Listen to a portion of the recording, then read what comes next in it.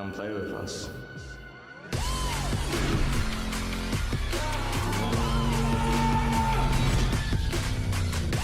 He wants to win right here, right now. He's crazy. As he turns it, nice headshot. Oh, headshots from Leslie.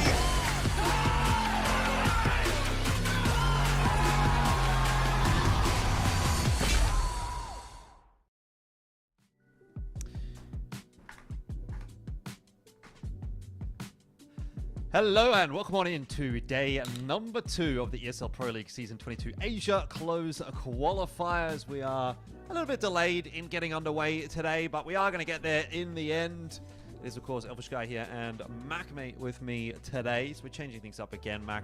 I think I'm doing like the round table of co-casters this week because yesterday I was with several sheep. Today I'm with you. Tomorrow I think I'm with Yumi, and then on Monday I think I'm with Xenox. So it's going to be an interesting weekend, but hopefully the Counter-Strike will deliver.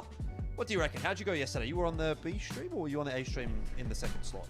A stream second slot. Me and Trav had some stellar games. Semperfi looked pretty good. Almost had a little hiccup there, but then also figured out they were playing in Perth, so like ping issues were probably something that they just had to sort of get used to a little bit. And in that second game, just had the Aussie Derby X-Talent against Mindfreak, and yeah, Mindfreak had a stand-in and a bunch of new players, and they didn't look anything like the old Mindfreak. So that's the takeaways. Yeah. But yeah, today's game going to be an interesting one. I haven't seen too much of either of these teams for a hot minute. Well, Chicas Warriors, we did get to see a little bit of them. You know, they've been kicking around. Obviously, they have been, I guess, I would say number 2 Mongolian team of late since the departure of Atox, so to speak. Went over to the major, didn't do too well there. No real surprises that ultimately ended up being the case. Yeah. Sort of retirement though, they're a bit more of a question mark to me. Not sure exactly who a lot of these players are. We obviously know a Fufu coming through from Linvision formerly. He didn't really have a great run when he was on Linvision, so I'm not expecting a whole lot out of Unsettled Retirement, but they did win the opening couple of games that they've had here in the EPL qualifier. They beat the Huns in particular, is I'd say the result that you'd look at and say that's something to take a note of. It was a 2-1 win there. They also have a 100% win rate on Ancient so far in the qualifier. So I'm assuming that we will probably see ourselves on Ancient. I haven't actually seen the veto just yet. But Ancient, I can imagine, will be in the map pool today, just because Chinggis Warriors are very unlikely to ban that map. They like to play it actually as well.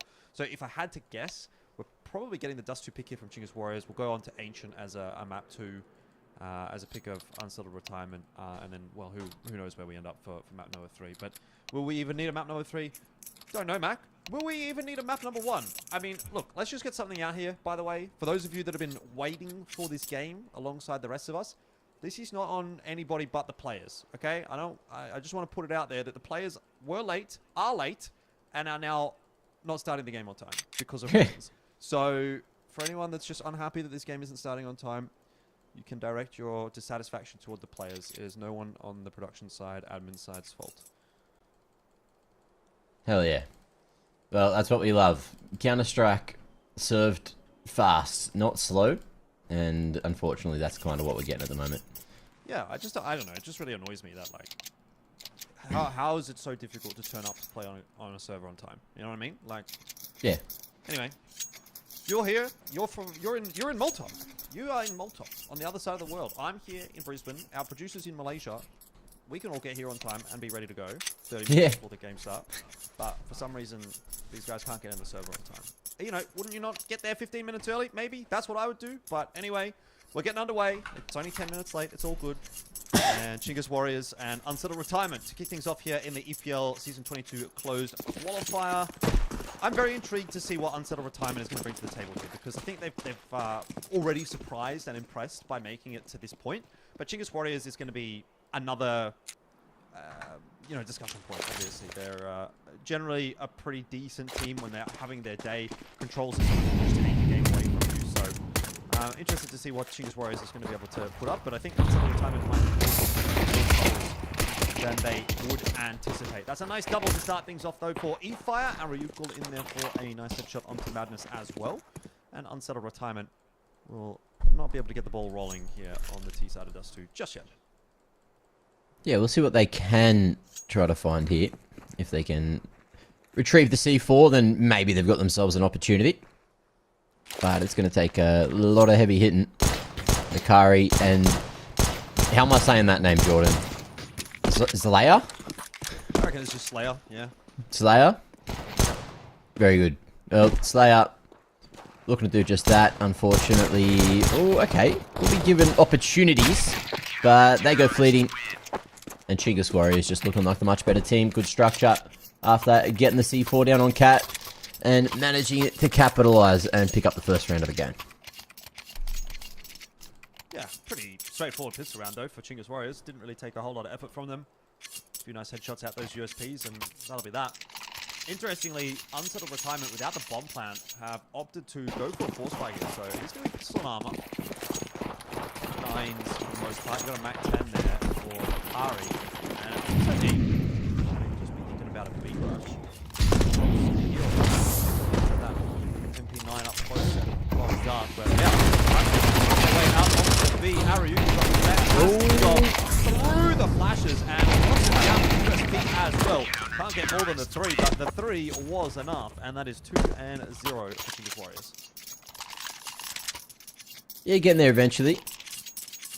Nice quick one to try to catch up the lost time that we've had up until this point. But we'll see what Unsettled Resent managed to pull off here, as they don't have too much to go with. You know, there's only a couple of pistols, couple of Deegs, and oh mate, they got this AWP to get past too. On paper, that should be difficult, but I've seen some crazy rounds in the last couple of days, Jordan. So I don't know what to expect. More crazy ones over the course of the next couple of days as well. I just realized it's Unsettled Resent. I thought it was Unsettled Retirement. Gone my whole life thinking it's Unsettled Retirement. Yeah. Maybe that was because I thought that was a Fufu. Went to go and retire in this team after having had his little run on Lin Vision. But either way, not exactly the start that UR was looking for. Controls that all in hand. Just getting a little bit of aim prac in here. It's maybe not a bad thing that he's getting this chance against the pistols, because he hasn't actually connected on his AWP shots yet, but starting to get there. Slowly but surely, and E5 with the rifle. Job done nice and easy.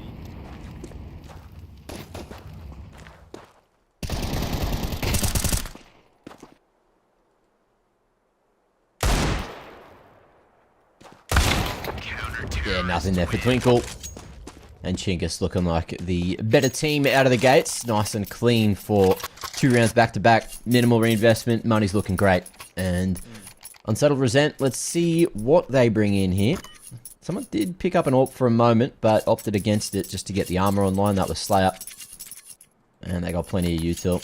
Having a look at the spawns. You should be going for long here if you're the T's. Front spawns sending it that direction.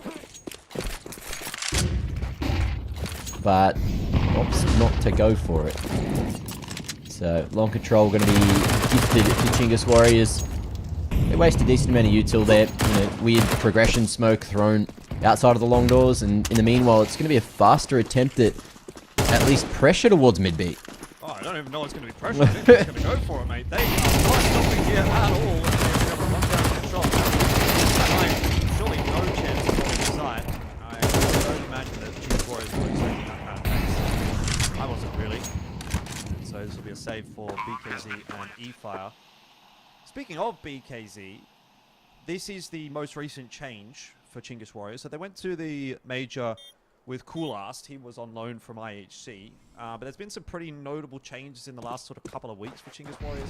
Carnage, which has been their long-standing coach, even going back to the previous Chingus Warriors roster from 2024, has parted ways with them. And I think he's ended up at the Huns now. I saw that last night or a couple of days ago. Didn't go very well for the Huns here in the EPL qualifier, so the addition of score and Carnage maybe not quite hitting initially, but that's by the by. And so BKZ's coming, I guess, in place place of Kulab. Terrorists win. Coach of Chingus Warriors, so he's someone that's also been around for quite a while. But very interesting, obviously a lot of moving and shaking happening in the Mongolian scene after every season.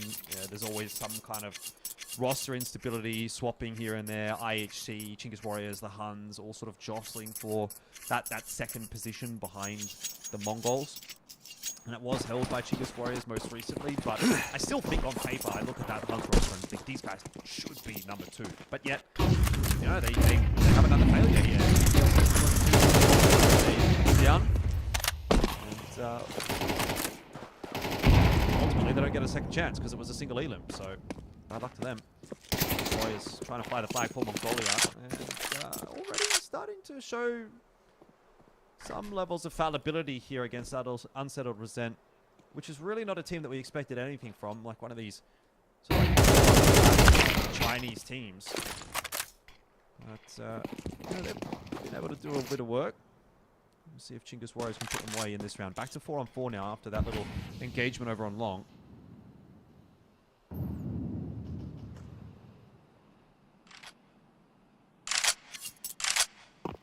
Good timing on the smoke block towards upper tunnels. Unsettled Resent making a world of noise back towards lower.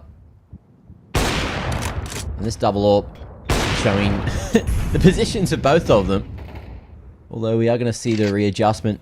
Curse making his way back towards window should help out Ariukul. He needs to try and kind of draw attention away from upper tunnels, but flashes him forward instead. Ariukul now in a bit of a rough spot. And this is looking like it could be another round for Unsettled Resent unless BKZ Cursed comes through with 3 big ones.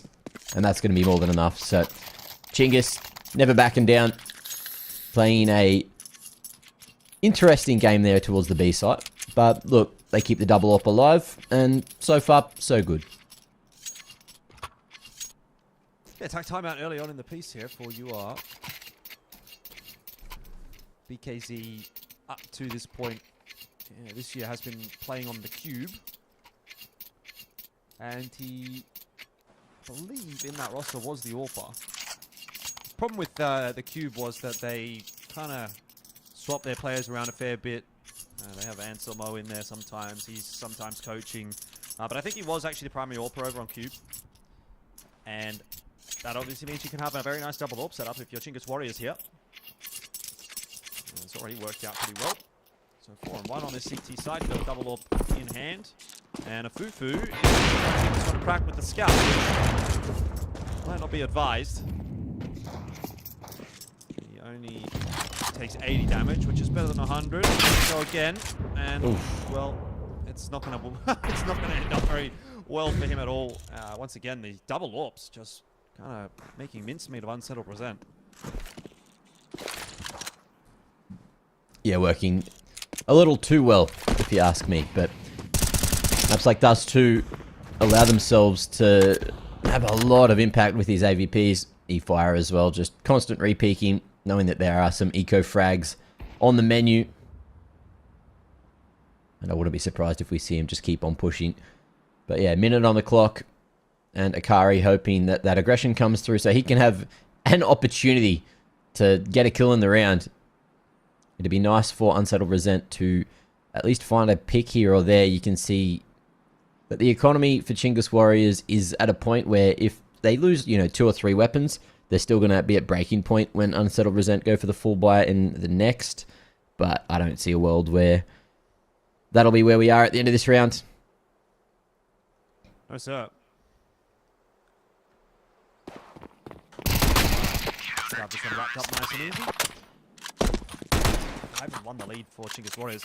And to be honest with you, Mac, this is exactly the kind of game that I want to be seeing out of Chingus Warriors, right? I think if you're that team that has gone, or at least the major portion of this team that has gone to the major, has been one of the top teams in Mongolia of late, you really do need to be putting away some of these like Randy Sandy teams in these kinds of qualifiers. Like this should not be a difficult game for Chingus Warriors if they're to be at that level that they want to be. That's a great shot though by Slayer.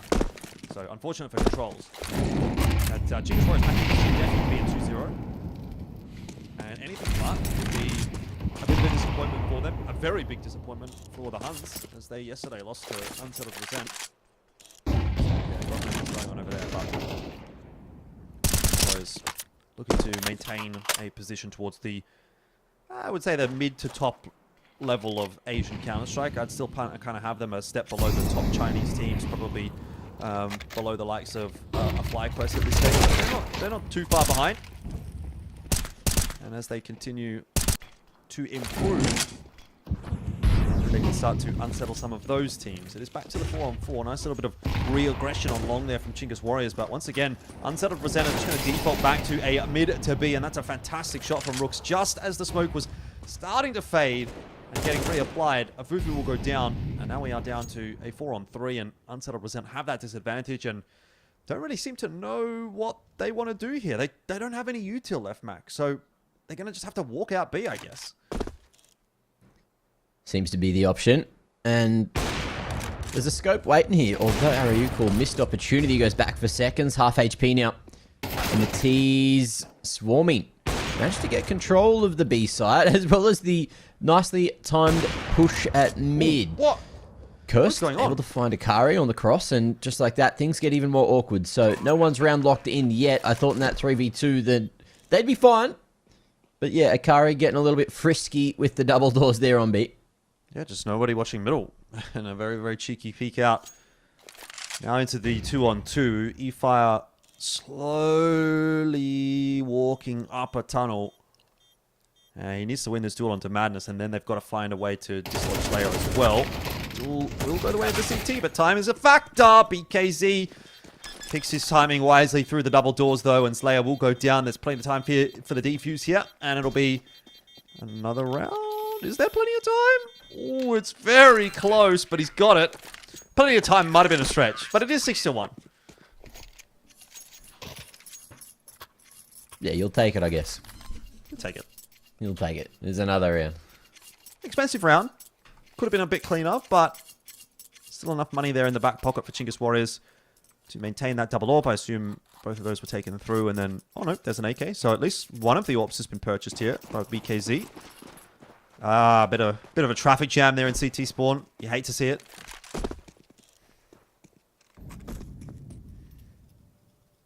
It feels like even with these long spawns, Unsettled Resent don't like going for it initially. Two-man setup still here. E-Fire swinging, getting his pick as well. And yeah, it feels like... It's just like flaccid attempts at this long take. I'm not liking it. Maybe Unsettled Resent just don't play too much Dust 2.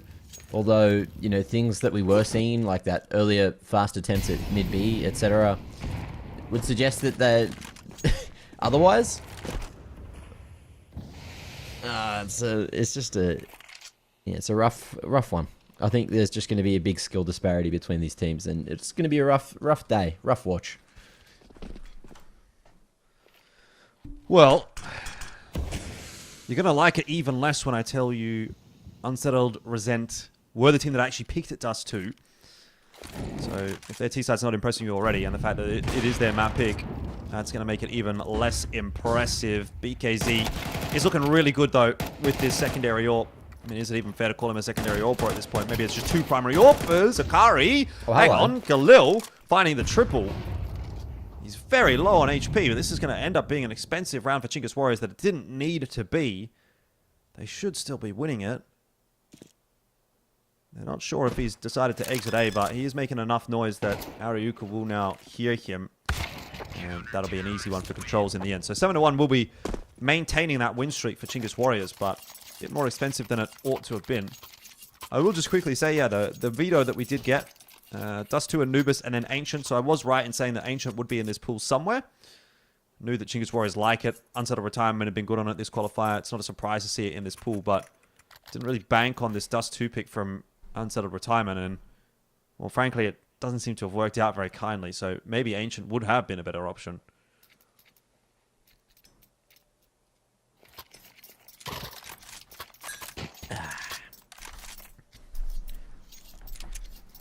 Oh, Rue. He's looking at the ground. He's about to start spinning. Watch out. Told ya. Spinning the knife around. That's what I was leaning towards. But yeah, again, spawn gameplay not looking great. Unsettled Resent not gifted with anything really towards B or towards A. But B is the play with a bit of a low bite. And you can kind of change it up as well, right? Chingus Warriors, they've been caught a few times towards the B site and B ramp players. And in comes the flashes laid across the top. Ariukal still able to have some kind of vision. Fast rotations as well. It's going to be the scramble through from Rue. And controls from up top. Oh, it's looking a little bit awkward for the T's. I thought they were going to be able to at least get out on site, but they never managed to make it out of tunnels. Yeah, 8-1. This is starting to look very problematic for Unsettled Resent. I mean, you're right in saying that a few of these takes from them on the T side have just not looked super exciting at all. You know, it's kind of going back to that one round that we saw them sort of charge out middle and thought, ooh, okay, you know, like these guys, they're like, they want to play this faster, kind of chaotic style, and yeah, that's all well and good, but it's really only worked in that one round where they did go mid to B and kind of caught Chingus Warriors on a timing. In every other round, Chingus Warriors have been well prepared for it, hit their shots, and it's not really been much of a response from Unsettled Resent.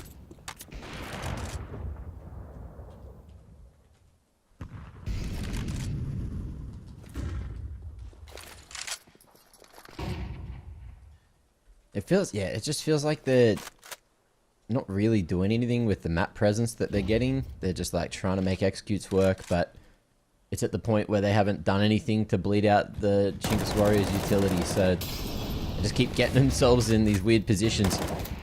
Ariukal even opting to go for the smoke towards tunnels instead of just extinguishing the molly and having something safe to play around.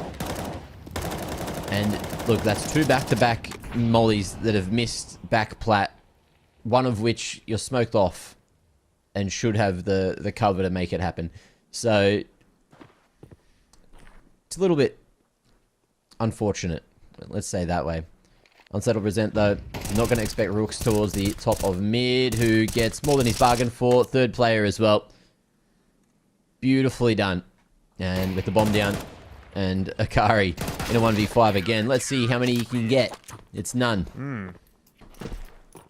Yeah, this is like a very switched on Chingus Warriors, which is really nice to see, because a lot of the time my biggest issue with the Mongolian teams, outside obviously of the Mongols, is their inconsistency, right? Like they, on their day, can look like this. They can look really, really good. Super solid, super switched on, you know, making good decisions, not overplaying their hand all that much, doing the right things for the most part, and hitting their shots nicely. And sort of, you put 2 and 2 together there, and you win a lot of rounds. But then, sometimes you just get these really goofy games from teams like Chingus Warriors, from the Huns, and they give you that brand of Counter-Strike that we're kind of almost seeing from like Unsettled Resent here on the T side of Dust 2, and you're like, why are they throwing you know, such crazy plays in the mix here when we've seen how solid they can be? So, you know, a lot of the time it does just depend on which Chingus Warriors turns up on the day, but when this version turns up, they can be a pretty solid team.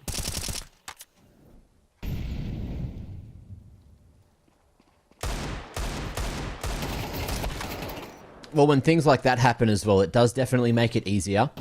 So, Yes. Madness. A bit more luck with the first bullet accuracy there. Unsettled Resent. Just going to pack their bags, go for the crisp smokes, but not the cross smoke.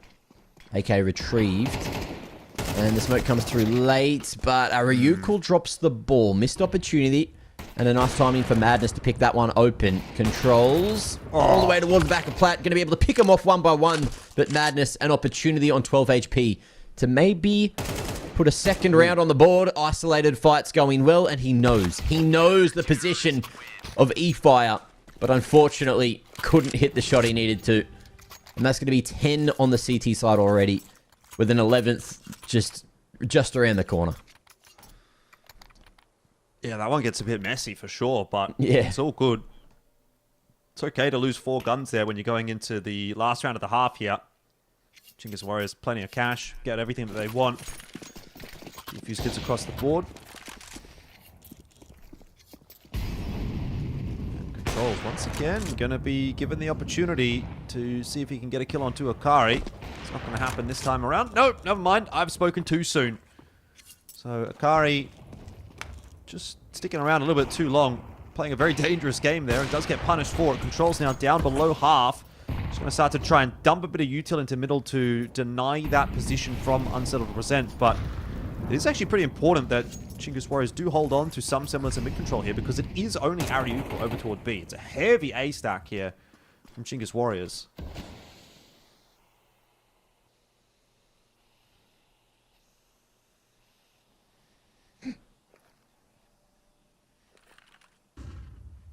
Is Rook's going to see this? Oh no, I think Afufu's just going to wait for the smoke to fade and he's probably going to catch Rooks. Flash through. No, never mind. Timing's going to go poorly. Afufu is going to be traded down. So BKZ gives up his life for that information. And controls low will be dealt with. Here we go. Unsettled Resent starting to show a little bit of twinkle in their eye in a sense as he does actually get himself that opening kill. Ariukul looking for the AK. He's going to grab it. E-Fire needs to win this duel on short. And he will. Twinkle gets an awkward timing. He's got Slayer as well. Just when you think Unsettled Resent might be able to come back into this half, grab themselves a second round. Ariuku, a chance to shut it down, won't get it done. Madness, some nice headshots at the back end of that half. Do at least get a second round here for Unsettled Resent, but it is very much in control of Chingus Warriors here. 10-2.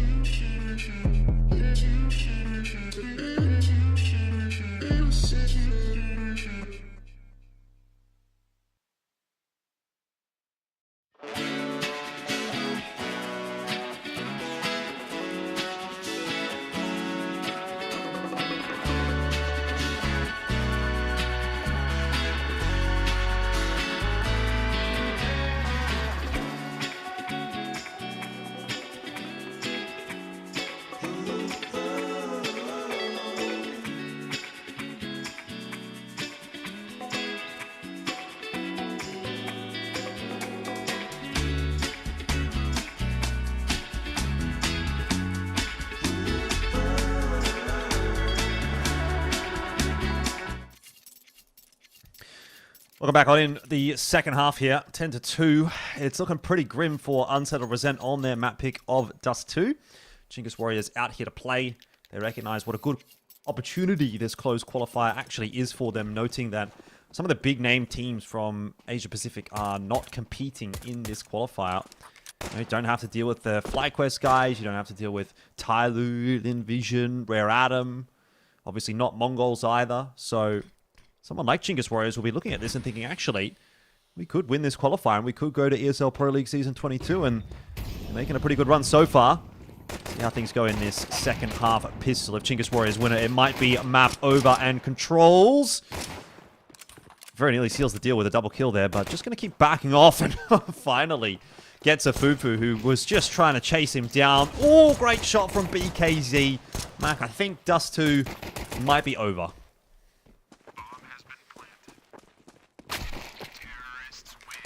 It feels like we're coming towards the later parts of this one for sure. And yeah, that was a quick one.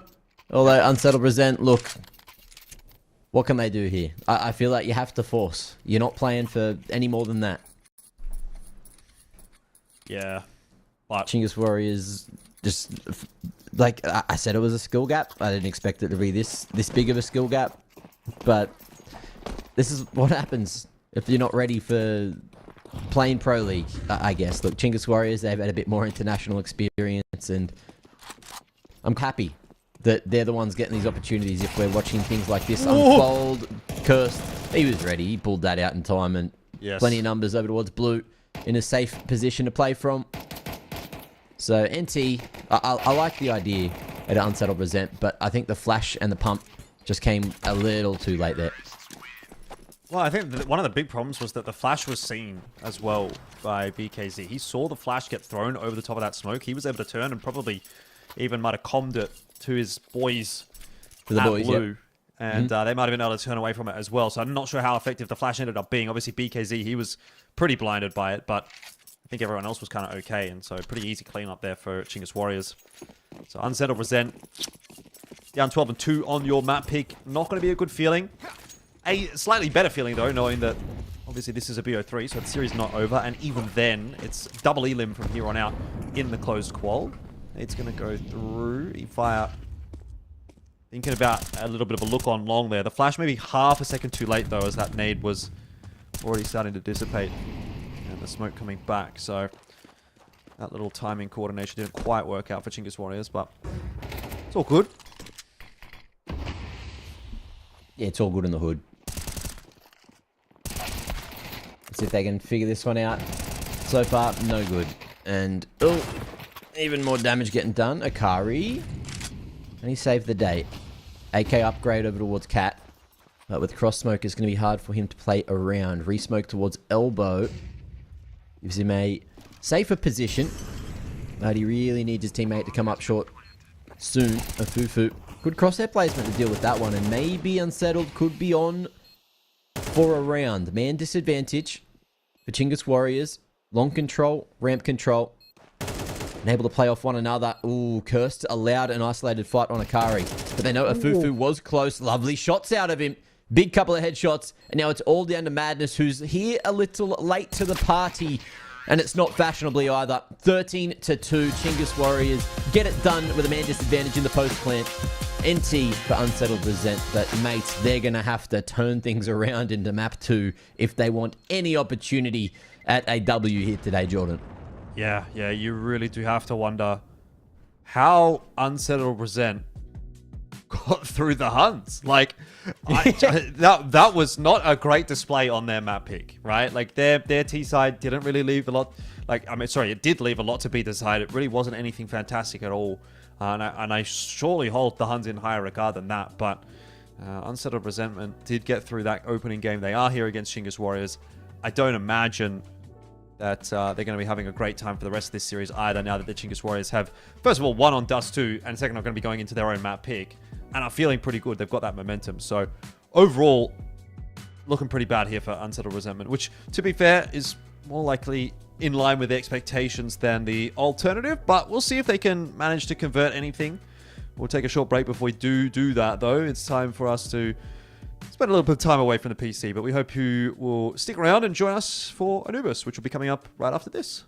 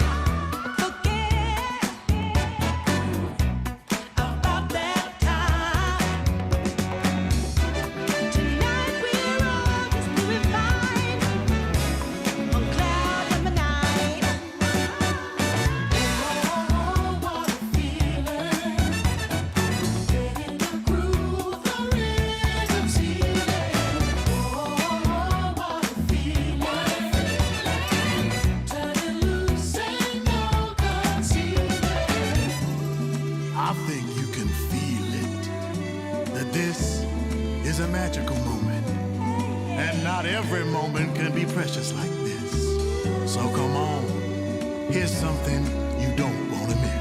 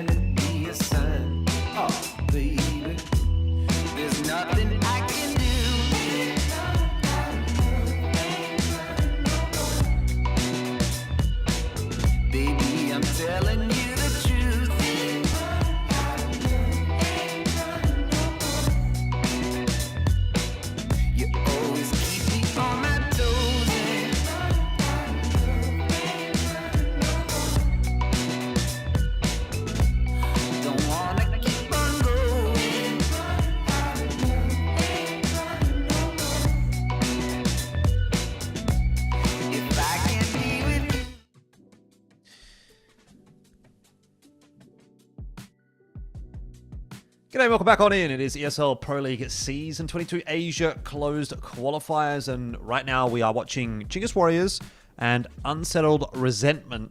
Right now, watching those two teams may be a bit of a lie. I feel like we're kind of just watching Chinggis Warriors.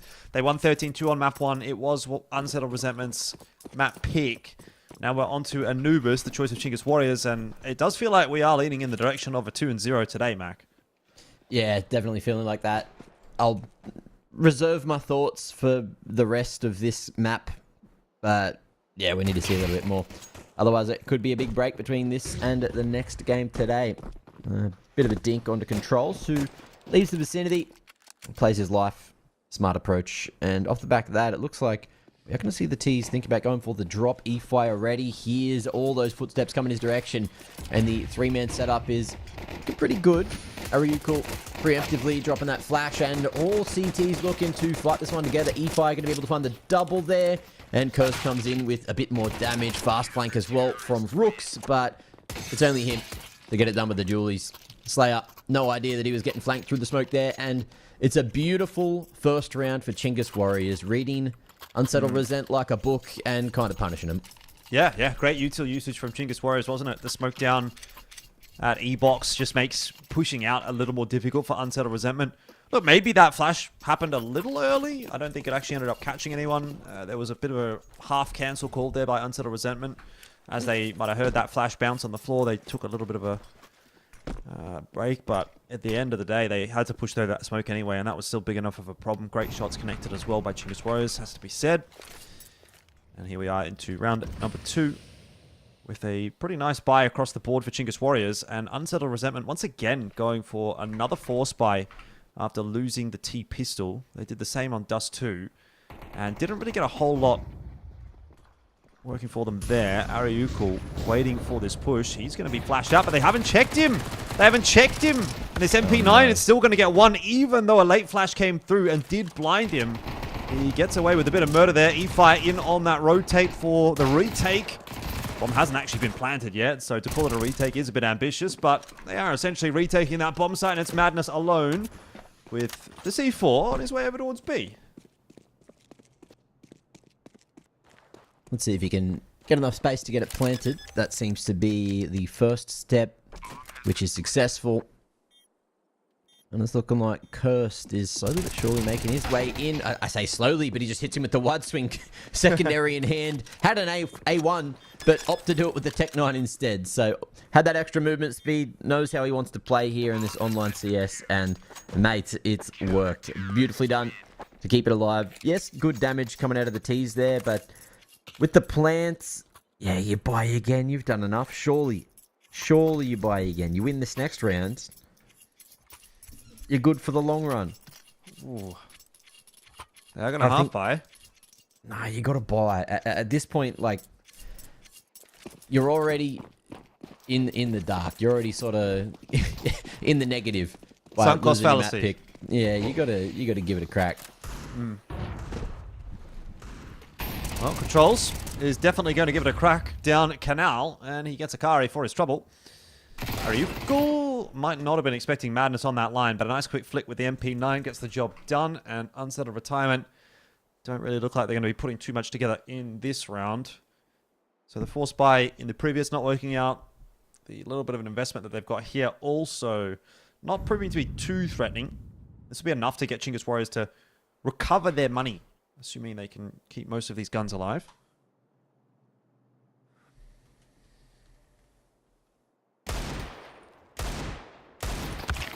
Ooh, rough little situation there. Need to hit those. And the two remaining members are going to try to play this one together. Twinkle stays on his toes for that one. They don't opt for the upgrade in weaponry. They're just holding their ground, and it looks good for the most part. A Fufu struggling to get a deagle shot off, but Twinkle, two nice ones. Make it a third. But it's all Twinkle to get that done. And there's the extra damage. Look, if you had better weapons, you played together a little bit better, you win that round. And the economy swings completely in your favor. I guess, though, with the damage done, there is still a chance to crack that economy. You can see after the rebuy from everyone, you got E-Fire with 1k, Ariuko with 1100. Like, cursed with 1500. That's the best. Best case scenario of any of these moving into the next round if Chingus Warriors theoretically lose this one. But Unsettled Resent, now's the time.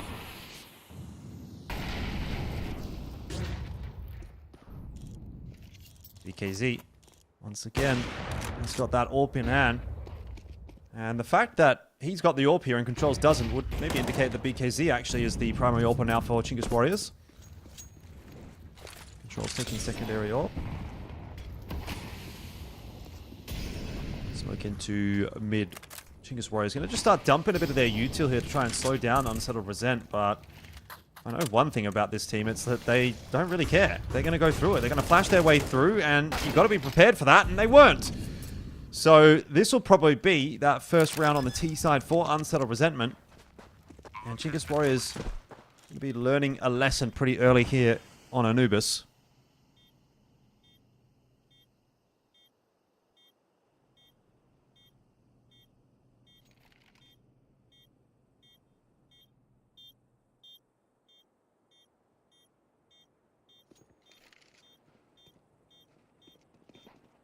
Looks like that they are happy just to go for the exits.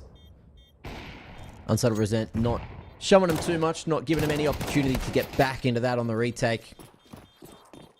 It's just a stalemate at the end of the day. But that is going to be Unsettled Resent getting their first round on the board, 3 alive or picked up. You couldn't really ask for too much more. And as mentioned, that economy now going to swing back in their favor. So good damage done on the previous 2. Means that now is the chance for the T's to really try to take off into the game before Chingus Warriors work up that round loss bonus too far. Yeah, Rooks with just a deagle here. So we'll see how this one goes. BKZ might want to try to get involved in the round a little bit earlier on. Keep a keener eye on where he's off to. Looks like back over toward the B bomb site. And, oh, actually going to peek out B main. That's not going to work out. Twinkie. Ready for that one. It's an interesting name. Yeah, you got excited about that one. Yeah. Is it Twinkie? I thought it was Twinkle. Well, it's... Could be either. How could it be both? It could be Twinkle. You know what I mean? Like, if we're going to have one of those be an L and one of them be an I, that's just inconsistent at that point. So I feel like it's got to be Twinkie. Actually, you're right. It probably is Twinkie. Twinkle. You know? I liked what I was doing with Twinkle though, you know. I did say Twinkle in the first map, but I'm gonna walk that back and I'm gonna say he's Twinkie. Yeah, I think you're on the money with that. We can find out later, but for the moment, there's going to be less puns and wordplay we can do with Twinkie as opposed with Twinkle. That being said, Chingus Warriors is going to be able to find the 2 for 1 and try to turn the round back slightly in their favour. Fast flank starting to come through from Rooks over towards Canal side. We got the numbers doing funky things, so it's just throwing my brain off a little bit. But yeah, Unsettled Resent, full aim control. And they're going to be able to plant aggressively, taking storage, pushing forward. And I don't know if we're going to see Chingus Warriors go for this one. E-Fire has that AWP online, and he's happy just to carry it across into the next. And Unsettled Resent, I think they'll be happy to go for the handshake. 3 alive, keep that economy slightly stable. Yep. You're laughing. Yeah, look, I mean, Chingus Warriors on the CT side here, they know that they don't need to put together a monstrous CT half. Obviously, it would have been nice to get the first gun round, kind of keep the ball rolling off the back of the pistol, but it's early days. You've already got 3. You're in a pretty good spot. They're not going to overplay their hand too much yet. And they'll soon start to work back to trying to make some inroads, though this next round should just be a full save across the board. Obviously got those 2 weapons taken through. But if everybody holds onto their money, they can get a decent buy next round. They are going to half buy into this one, though. They want that AWP specifically in the hands of BKZ. And that means that he obviously has to, or ideally should, put 650 bucks in there to grab himself some armor. E-Fire also following suit to get himself some armor and some nades. There's a CZ here for Ariukul. So a little bit of an investment from Chingus Warriors. It is going to hurt their buy a little more so in the next round, but does give them a bit of a better chance of picking this one up. And Unsettled Resent. What about going towards B? Opting not to, but in the meanwhile, Controls getting active in middle. His timing here could be big. Nades in hand. He's been spotted.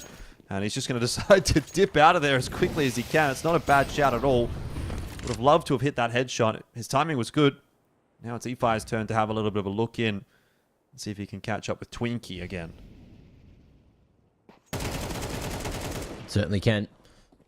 Twinkie gets the better of him. And that'll be the opening for the round. I don't really like how I'm seeing Unsettled Resent play a lot of these scenarios, right? Like, you kind of always want to be moving in Counter-Strike 2, not just holding lines like that, because as you can see, if those pistol shots hit that little bit better, then all of a sudden the round gets turned on its head and Chingus Warriors can, you know, run away with an eco. That being said, AWP has now been located, but that B site is well open for the taking. Bomb down, and it's a rough retake. Chingus Warriors probably just going to keep the weapons alive to the next again, play the long game, and get as many of these CT rounds as possible before moving into the easier half. Yeah, as long as they could keep a rifle and an AWP through from that round, it's probably job done. So this will be 3-3 for Unsettled Resentment. They are starting to get the ball rolling a little bit on the T side, but Chingus Warriors haven't had the guns in hand for the last couple. That's a nice kill from Rooks. But not going to be seeing too much more out of this one. Ariukel's picked up an AK as well, by the way. So you actually have an upgrade from this round for Chingus Warriors, all things considered. It's going to stabilize the money a little bit. Only 2 players now having to get a buy through. And it's looking pretty good, pretty healthy there for Chingus Warriors in terms of the buy this round. You've got to find a way to stop losing these opening picks. Obviously, they've been trying to play a little bit aggressive out on the B side of the map. Twinkie's been doing a good job of dealing with that. Don't imagine that we'll be continuing to see any real aggression from Chingus Warriors over there. I like that BKZ's changing up his position as well. So a couple of different things coming into this round for Chingus Warriors. See if they work out.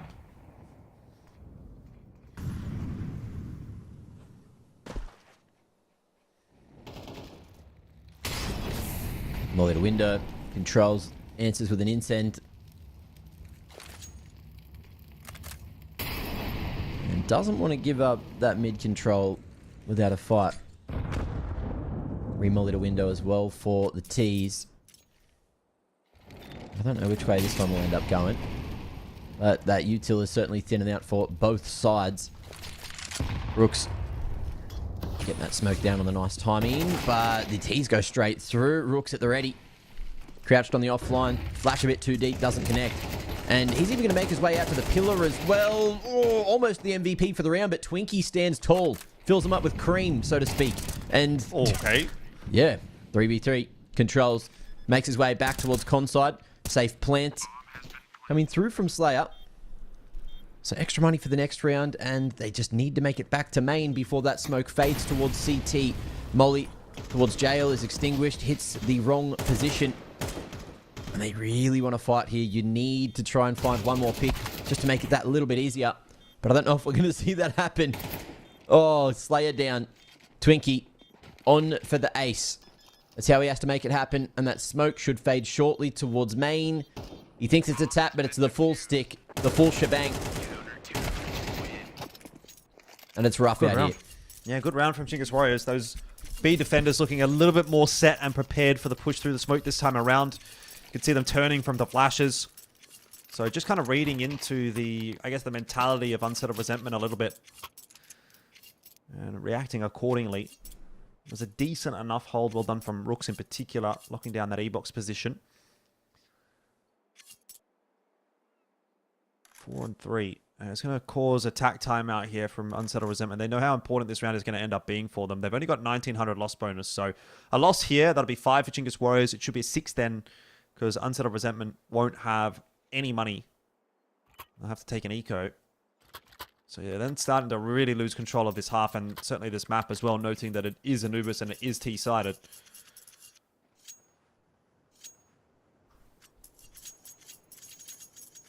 What has Unsettled Resentment cooked up in the lab after that tack timeout? That's what I'm wondering. Yeah, I think we're all about to find out together.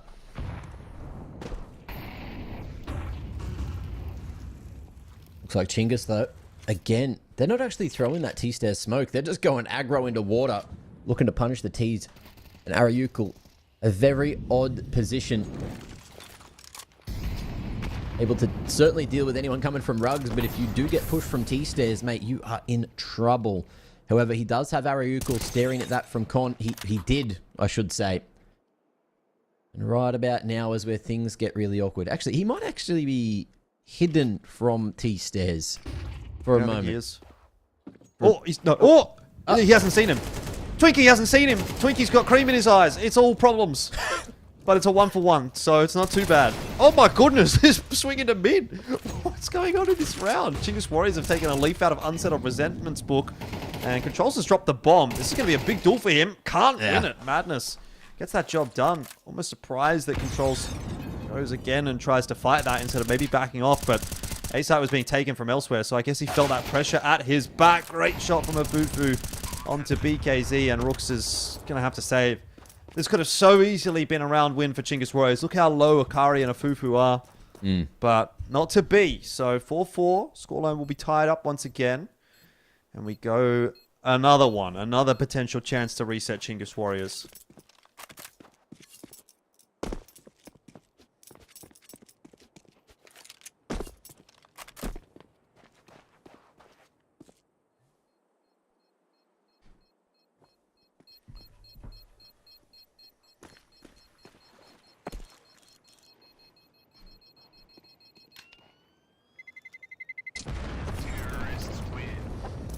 Okay, so keeping it more competitive than what we saw coming out of Unsettled Resent on Dust 2.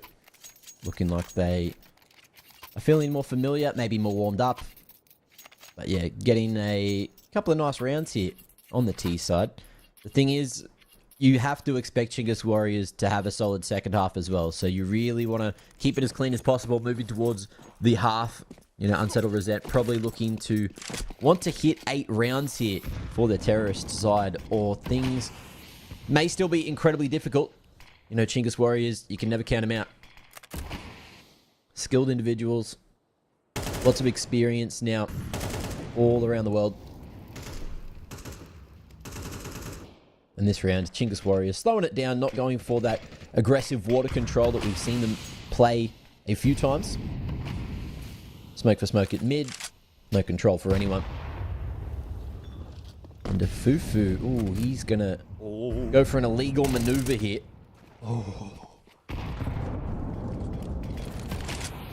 Luckily, he's going to escape with his life. Controls. He's keen on it. Oh, is he going through? He's going through. Oh, illegal maneuver for illegal maneuver. And a Fufu gets the last laugh. BKZ must hit this shot. Won't. That's a problem. Ariukul in there to help him out, but BKZ's the only one hitting his shots right now. He's got 2. He's actually done well given the circumstances, but not well enough. It is still 2-on-3. It is still a retake on the A-bomb site. Brooks is going to go through the smoke. They're just throwing caution to the wind, Mac. Oh my god! Somebody hit something, please, Akari. He's got it. It's all good. He's got the 2 headshots that we were looking for. And Unsettled Resentment get themselves their 5th, but Mac, I have to say, this is the Chingus Warriors that I was talking about in the last map when I was saying, you know, sometimes things just get a bit goofy. They don't look as switched on. They don't look as locked in. You got Controls pushing the mid smoke. He almost finds a timing onto a Fufu. That doesn't work out. And then you got this guy trying to like accelerate into the A-bomb site to try and deny the site the site take, like just pushing through smokes, playing these aggressive lines, someone jumping out of heaven, this kind of stuff. Like it's all just a little bit messy at the moment for Chingus Warriors. I think they do need that tack time out there to kind of like reset a little bit, like try to figure it out, say, hey guys, like let's not, you know, lose our heads here. We're still in a pretty good spot. It's 4-5. Yeah, we're down, but we are on the CT side. Obviously we need to recover our money here, but we don't need to be going for these like outlandish crazy plays. Like we're the better team. Yeah, I think you bang on the money with that one. We'll see if that's what they've actually said, though. And if they've listened. Twinkie, going to be laying down the long law over towards B main. eFire gets the info and should pass that across to more individuals. And I kind of like this from Unsettled Resent. They're on an anti-eco. They're moderately grouped up. They've given a lot of map control towards mid, towards A, but they're in positions where they can trade. And this is the kind of Counter-Strike I like to see. You know, it's not too overplayed. You just stay near each other. Hope you can get the trades off if you even need to. Chingus Warriors are hoping that... Well, we're hoping that they'd walk into Cursed, but they're not. Cursed has ran at them, as has Ariukal, and the fight does not go their way. So, looking a little bit better now. Unsettled Resent starting to convince me that they're here for a reason. Yeah, which is nice to see. Didn't really want a super one-sided game here. I wasn't really expecting that. I thought Chingus Warriors would win it, and I do think they still will, but... It's nice to at least see Unsettled Resentment kind of showing a little bit more maybe of what we got to see yesterday when they played against the Huns. I think that already in itself is a pretty respectable result, a pretty good win for Unsettled Resentment. Guns back in hand though for Chingus Warriors, and Slayer, oh, he is going to be going quickly into A main. So Orb Duel here against BKZ, not going to work out. Don't know if I'm such a fan of that one from Slayer. You need to be seeing a little bit... Maybe more util there to assist him, a pop flash, something like that to get him on the line. Because BKZ's been hitting his shots. So if he's sitting there, which he was, he's probably going to hit that one if you slow peek around the corner.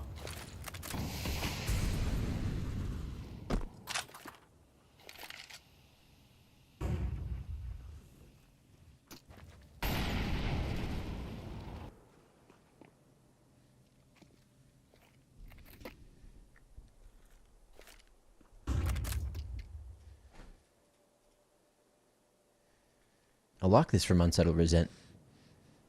Water control, everyone grouped up, sneaky, outside of Con. And trying to cheat the timing there, beating the flash, getting info on the player on the back of sight, but overlooking Rooks, who can only get that single. And there is no utility to cross, but they didn't need to. Bomb was coming through Con side, not main side, and it's an open plant for everywhere as well. So Unsettled Resent in a very good post-plant position. And there's only one flash here for Chingus to play with, so it's going to be a really brawly post-plant, and there's no kit either. Yeah, no kit. Don't know if maybe there's one on the side here. Was Rooks holding on to one at Pillar? Don't see it on the ground there. So this could be real problems for Chingus Warriors. They're going to have to move quickly, trying to clear out E-Box. Controls, I think he's just going to have to send it here. Can't get a Fufu. Headshot did come through, but that's not going to be enough. Ariukal needs two. Won't get him. Certainly not in time. And it is BKZ that is... off to the races to try to hold on to the orb. Chingus Warriors, again, may have been better off just holding on to those rifles. It would have definitely helped the buyout a little bit in this round, but they are still going to be able to put something together. Yeah. Couple of MP9s. What's Rook's going to get? Maybe an MP9 as well, or a FAMAS. It's just an MP9. So, you know, you could have had at least an extra rifle here or two. But see if the MP9s can get the job done. 5 on CT would be okay. 4 though, it's starting to feel a little bit lackluster.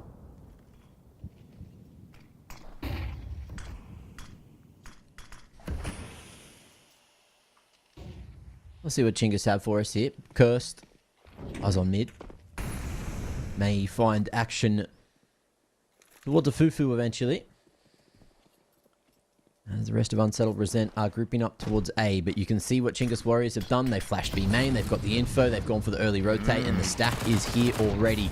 Beating Unsettled Resent to the punch. You want to go through this smoke. Ariukal with the body block, with the 2-man spray down, and this should be a 5th by every sense of the word. Yeah, big problem as well was eFire was able to pick up the kill on the other side of the map, so there was no chance for Unsettled Resentment to even... you know, call a cancel and go back over to B. If they would have got that kill onto eFire as he pushed out of B main, then that would have actually been ideal for Unsettled Resentment, but not the case this time around, and it's onto Akari to try and pick up a clutch. Has been given a nice 1v1 by Controls, and will be given another one by eFire, but not expecting him halfway up the bridge there, so Chingus Warriors do get themselves their 5th, which puts together a pretty decent first half, and we'll see if they can close out this series when we do come back after the break for the second half. Everybody up in here just wanna celebrate. Sip a little drink, get the dance on. That's all, listen, everything good over here. We don't want no problems, we just want cheers. Toast to the good life, wine, liquor, beer. Haters getting blocked if they trying to interfere. Swag on 100 and my drip too fresh. Certified stunner, need a big blue check. I don't got no time for no BS, no negative ideas in my vibe, cause I'm just too blessed. Run it back. When they see me show up, I be feeling glowed up. When they see me show up, I be feeling so, feeling so.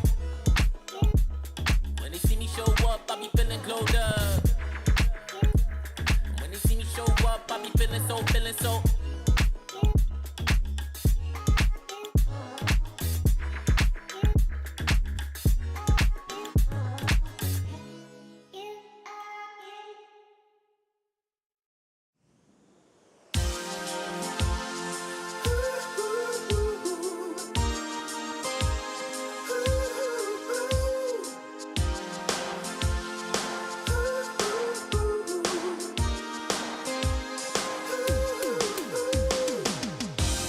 I've been with some pretty angels who always threw something away. Could I be desperate, crazy, or is it that they never see things my way? Around the world keeps turning, waking up day after day, hoping to change my story, or maybe see things in a different way. Maybe if I took a chance and got out of my way, a different point of view would maybe change the day. Gonna find somebody who's gonna treat me right. I know they're out there. Yes, they're out there. And I won't give up the fight. No. Gonna find somebody who's gonna treat me right. I know they're out there. Yes, I do. I won't give up the fight.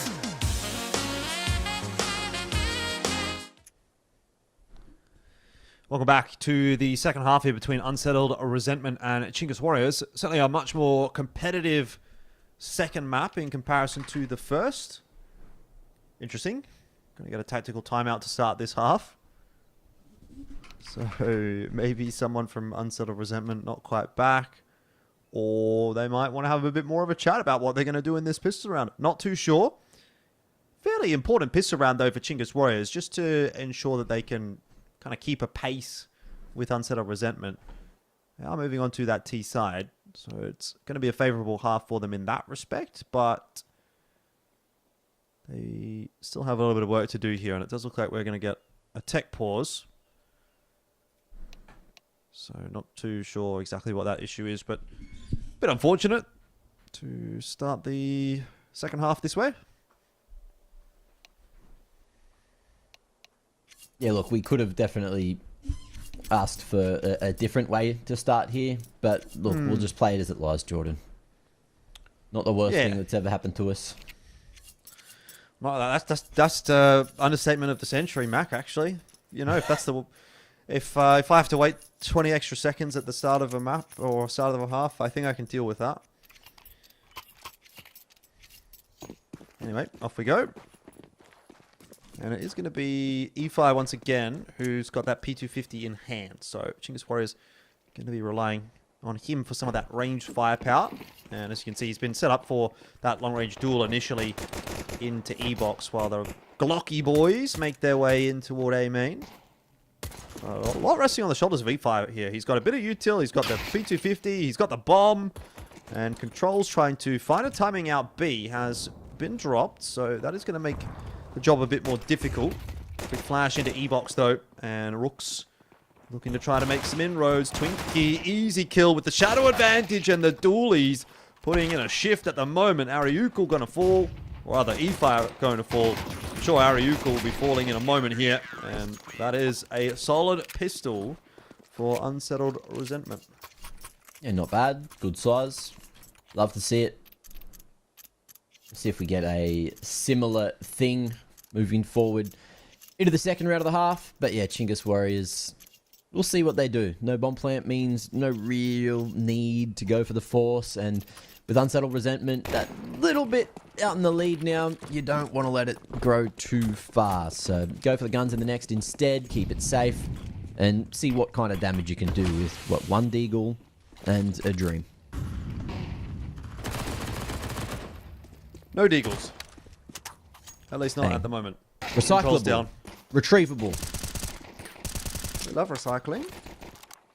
Could have been, but now Madness has gone and taken water control. Mid pressure's coming through. Slayer and Twinkie get the job done. And it is looking very unlikely that Rooks can do a damn thing. Shot in the back. And I didn't even realize Kirst was alive. 3 points of health. Barely. Straggling behind. Lurk smoke gives him some opportunity to walk out onto site. Has he not been seen? He has been seen. He's not been seen. He wasn't, yeah. Who was that? What was Akari looking at? Was he looking I at think the he was wall? staring at the smoke. He was looking at the smoke. Surely he was just staring at the smoke and didn't All see by him three out the moment, left. I guess. Yeah, didn't see him out the side of it. 9-5. Bit of a comeback required now for Chingus Warriors. First gun round of the second half to come.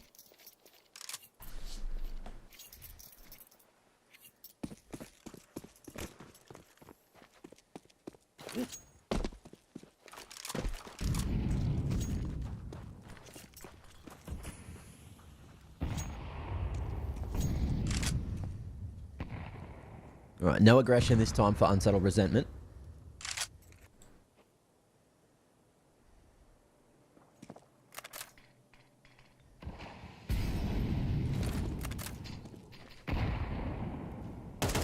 No aggression for anybody. Yeah, just a little standoff. Good old-fashioned default round on both sides. Madness is starting to work up close behind that main smoke. And you're seeing a bit of util get dumped over towards B here as well. So eFire is trying to work E-Box control essentially solo. And he has been able to take that. Meanwhile, Ariukul's got the kill onto Madness. So it is starting to fall into place here for Chingus Warriors.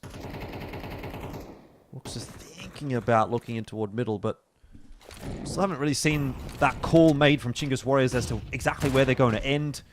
Still got this default maintained. There's no presence leaning one side or the other. Fufu will get a pretty critical kill though in mid, and that might start to unravel things a little bit. I guess this is a fake over on B. With the bomb's still over towards A, but that has certainly convinced a Fufu. I'm glad it's convinced someone. Plant towards the other side of the map, and it's just save time. Okay, able to be carried across to the next, and that's what a Fufu should be looking to do. Chingus Warriors, though, they seem to be aware, and you can see that that hunt is quickly happening. Cursed. His way towards mid, gets the info, gets domed, but knows that he has tagged him up. And Chingus Warriors, they are hungry for this AK, hungry for the kill. And Fufu going to be locked in towards B main at an awkward angle to fight, but this is kind of what you want when you're low HP and you know that there's one more player around the corner, Ariukul. If you fall, there is no money. There is nothing for you in the next. And Unsettled Resentment have enough to buy anyway, so he opts not to go too aggro off the back of that, but my lord, that got a little dicey, didn't it? I mean, just, yeah, Chingus Warriors, they did overplay that one a little bit, didn't they?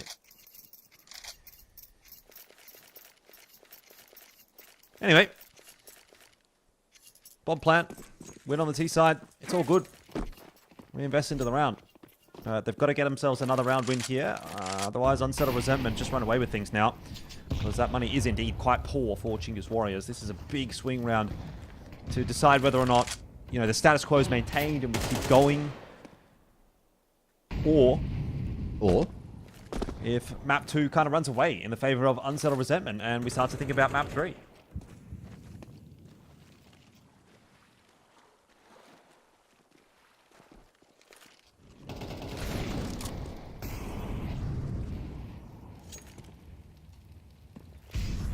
Let's see what we're going to get out of all of said options.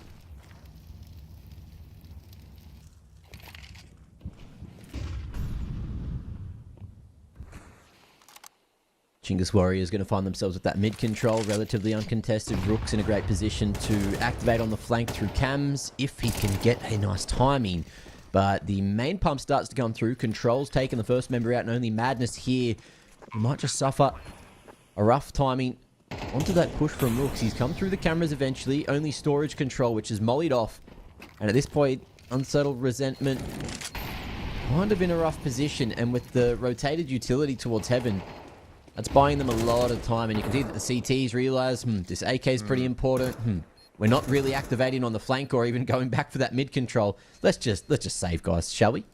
Yeah. That's a good save call from Unsettled Resentment. I honestly wish we would have seen Chingus Warriors make a couple more save calls on their CT side. I think it really could have helped them out.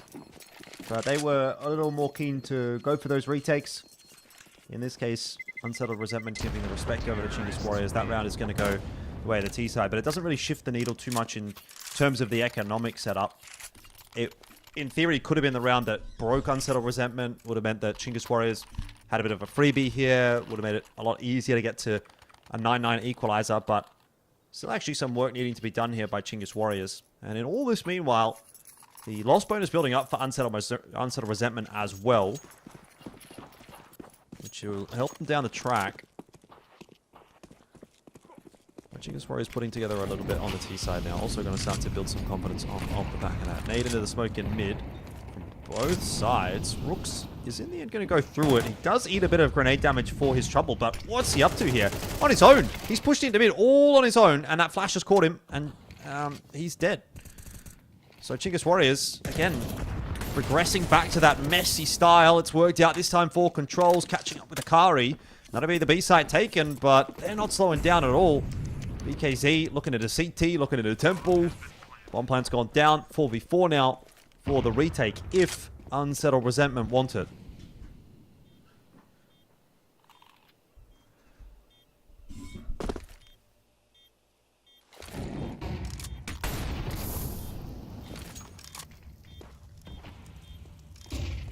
Feels like Chingus Warriors just keep on winning this with utility. Yes, there's that pump, but the time is ticking away. And Unsettled Resentment, they do have those kits, but they don't have a lot of players remaining in a Fufu. Surely you just want to keep your mitts on the AK, but yeah, that just looked a bit disjointed. They're kind of giving up too much map control. Having Chingus Warriors with so much utility in those post plants is causing them to lose round after round now. I feel like they just got to do something a bit earlier in the round. Well, they're not going to really be able to do that this time. Not a whole lot of money here for Unsettled Resentment. Is it going to be a double eco? It is going to be a double eco in a sense, right? So they're going to put a little bit of money into this one. MP9, some armor there. Upgraded pistols for a couple of players. It's a bit of an investment from Unsettled Resentment, but this... oh, what am I talking about? Should be just the single eco here, or the single half-fire, whatever this is. But, you know, this is going to be enough to get us back to 9-9. Unless someone does something a little bit special with the Deagle, with the MP9. Could it be Madness? He was decent towards the back end of Dust 2. Thought he found a timing there, but didn't. Meanwhile, again, E-Box control being worked by E-Fire. So Chingus Warriors... It's not E-Fire, it is Brooks, but it doesn't really matter. Chingus Warriors very formulaic in their approach to this T side at the moment. Taking that map control one step at a time and really crossing the T's and dotting the I's in that round. That was nice. Yeah, you'll take it. Keeping it all tied up now. Managing to pick enough rounds back up. And this T side's starting to get a bit out of hand.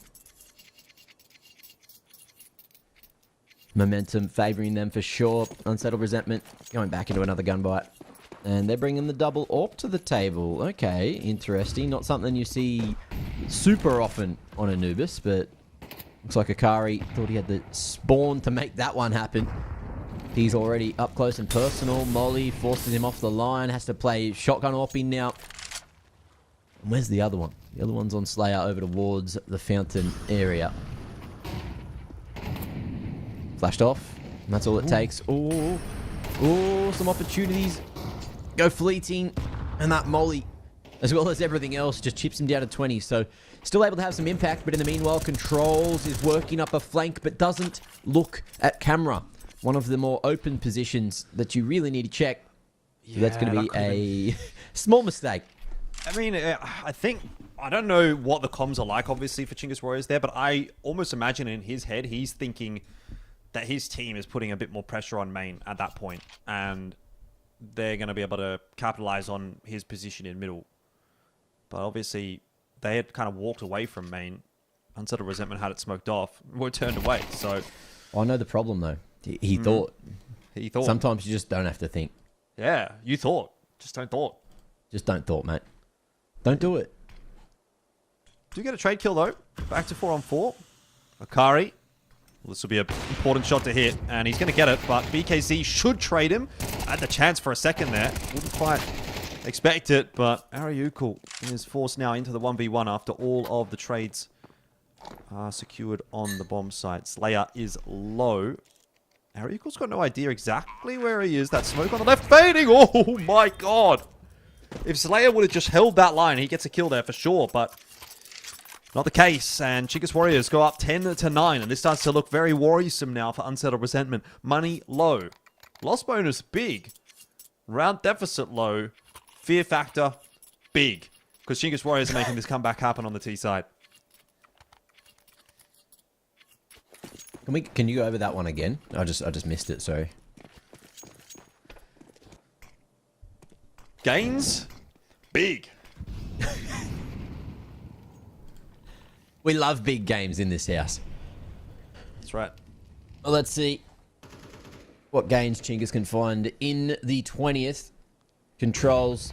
Oh, spots a shoulder, but spotted well that done. flash as well. Lovely spray transfer to deal with both the individuals running right at him. And Slayer, down to 8 points of health. Mate is in a pickle. Two-man slow push through that A-main smoke. Ends up working for one after a crazy spray from E-Fire. But great coverage, great trade game.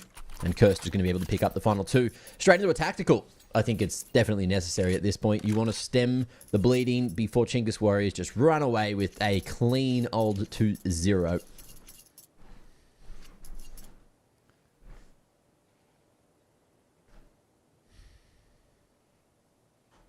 Well, Slayer can afford an AWP. Hasn't really been super influential with the AWP in hand, though. Maybe that is part of the conversation here. Do we go for an AWP? Or are we going to go for some rifling presence? Looks like it will be the AWP once again. Chingus Warriors have built themselves a bit of a buffer zone here, not only with the round count, but also with the cash. Ariukul and BKZ above 10k. And everyone looking quite healthy on the financial front.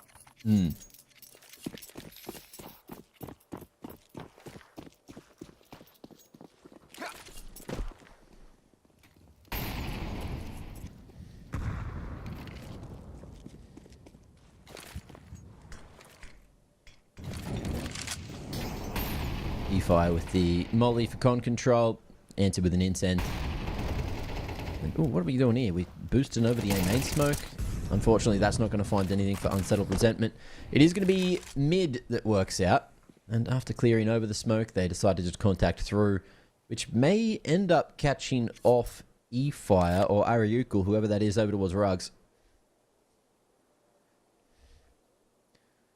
But with the man He's getting advantage. caught here. I think he's all over it, mate. It seems to be ready for a fight at any given point, to the look of it.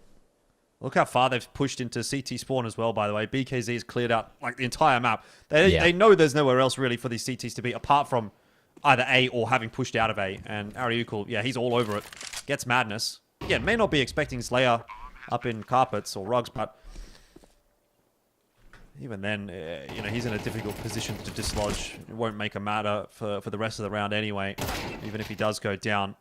It's just about kind of giving every advantage over to Chingus Warriors for what could ultimately be the final round of the map. If they can take this gun away, if they can get rid of this AWP, they will not have to deal with an AWP next round. There's just not going to be enough money. That 3.4k loss bonus for Unsettled Resentment to afford another one. Controls having a bit of difficulty jumping up. Fake flash. didn't really fool Slayer. And they know he's somewhere inside of this smoke. If they just charge at him together through the smoke, there's nothing he can really do. Good flash. He's going to try and escape around the corner, but will not be able to. It's a great hunt in the end from Chingus Warriors. They had so much money, Mac. They could have thrown away every single gun there. As long as they get rid of that AWP, it was going to be worth it. And wouldn't you know, just at the end of the half, or the end of the map, we may have a tech pause. As it always seems to be the case. Like, I don't understand, why does it always happen when a team gets to 12? Like, you couldn't your tech issue wait 2 minutes until the round is over? So true, so true.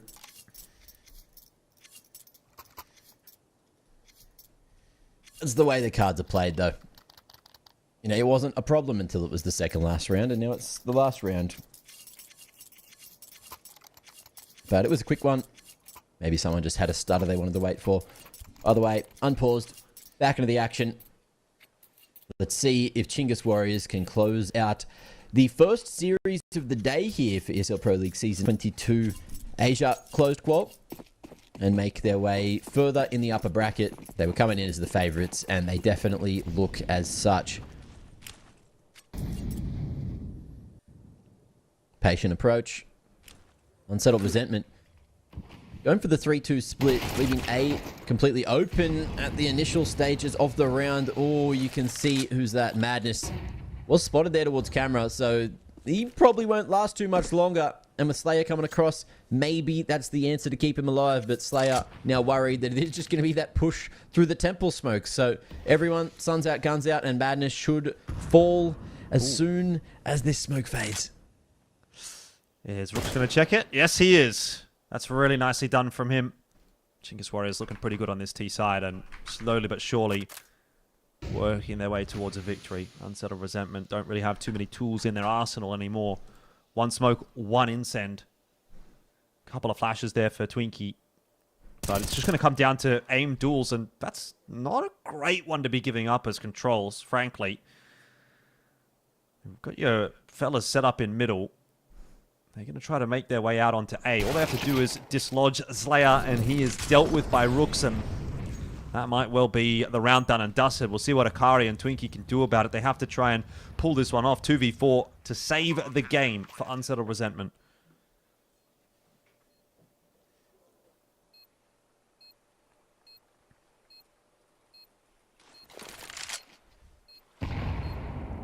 Looking locked in.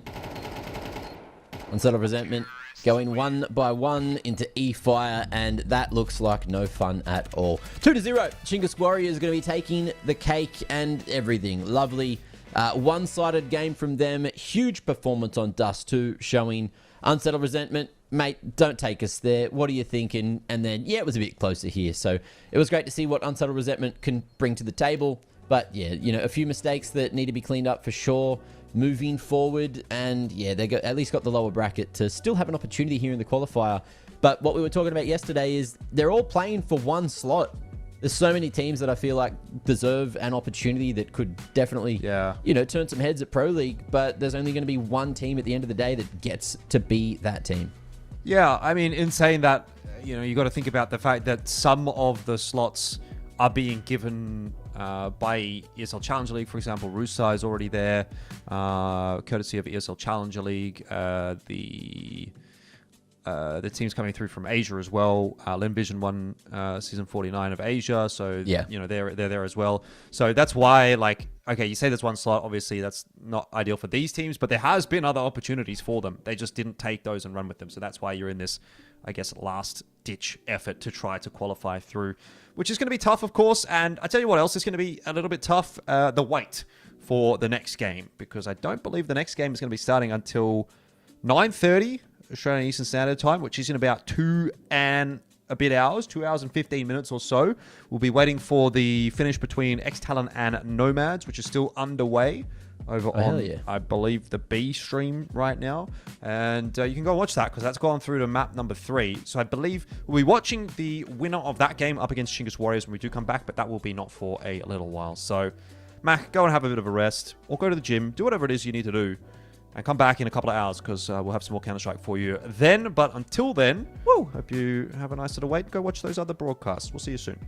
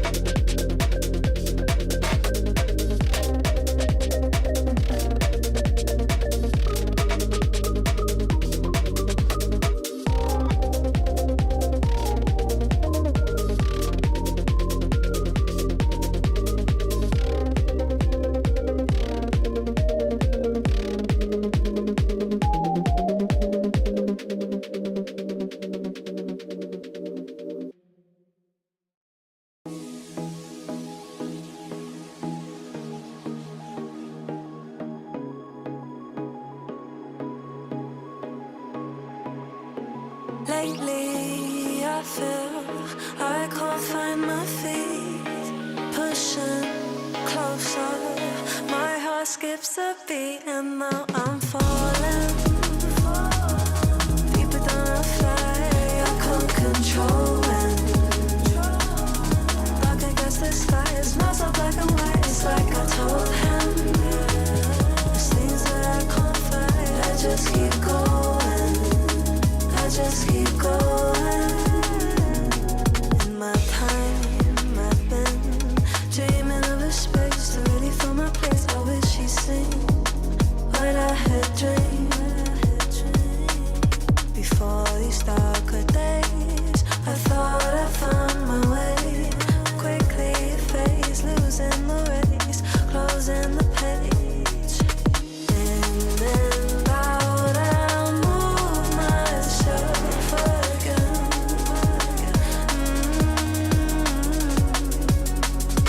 Time moves fast, I feel my heart beating.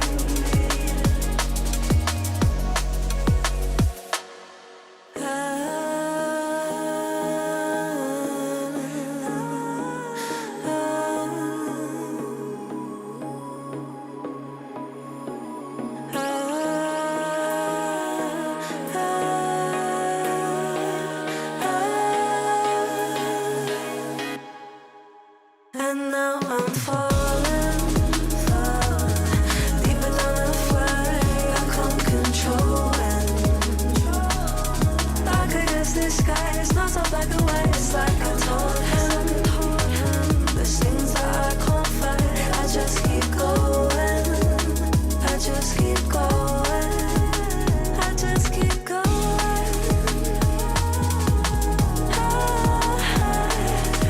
I just keep going. Dark against the sky. There's things that I can't fight. I just keep going.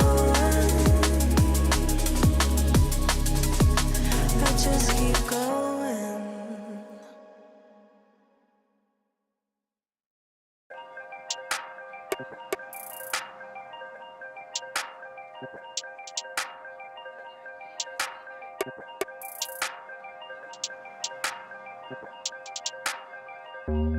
all they've been saying is true, there's a wall before your eyes. Tell me, can you see right through? Right through, right through. Down through the wires and the pipelines. We go disconnecting from the city and the skyline. This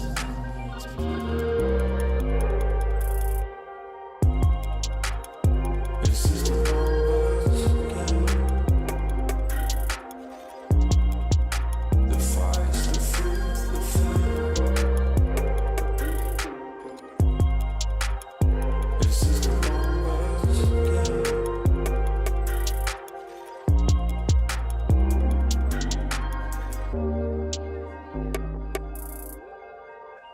Counting up coins for a soda can. And there's nothing going on, no game plan, no plans. So I'm jumping out the fire, back into the frying pan. I'm trying to disconnect from the stats and the spray tans. Just another piece of data. Just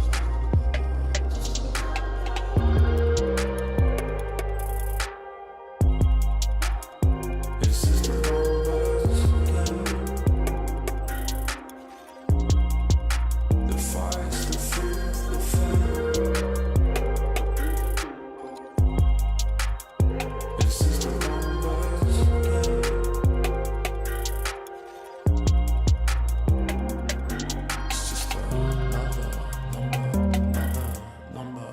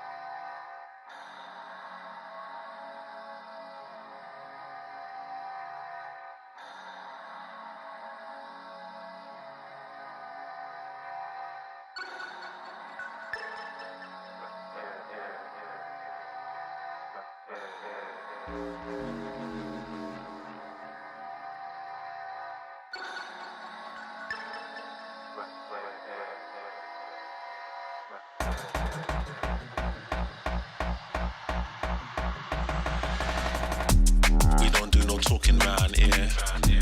We don't play no games round here. We ain't never slipping round here. This another level, this one over here is very rare. We don't do no talking round here.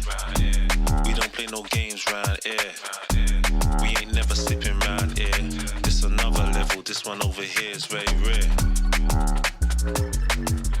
Rhythm got me skanking, had me feeling like I'm Fred Astaire. Bread was kinda short, but I was smelling like a millionaire. Claimed their opposition when we stepped in, they were running scared. Man, we're louding up the atmosphere. Too much chatty, too much catty. I just lit a fatty and it came from Cali. I'm not really here. I was in the clouds, I don't ever take the stairs. We don't do no talking round here. We don't play no games round here. We ain't never slipping round here.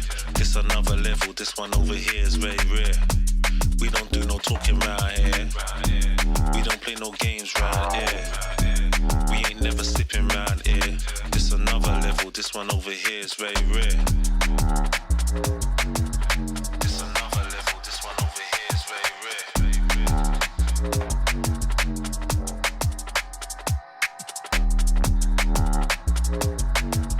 This another level, this one over here is very rare.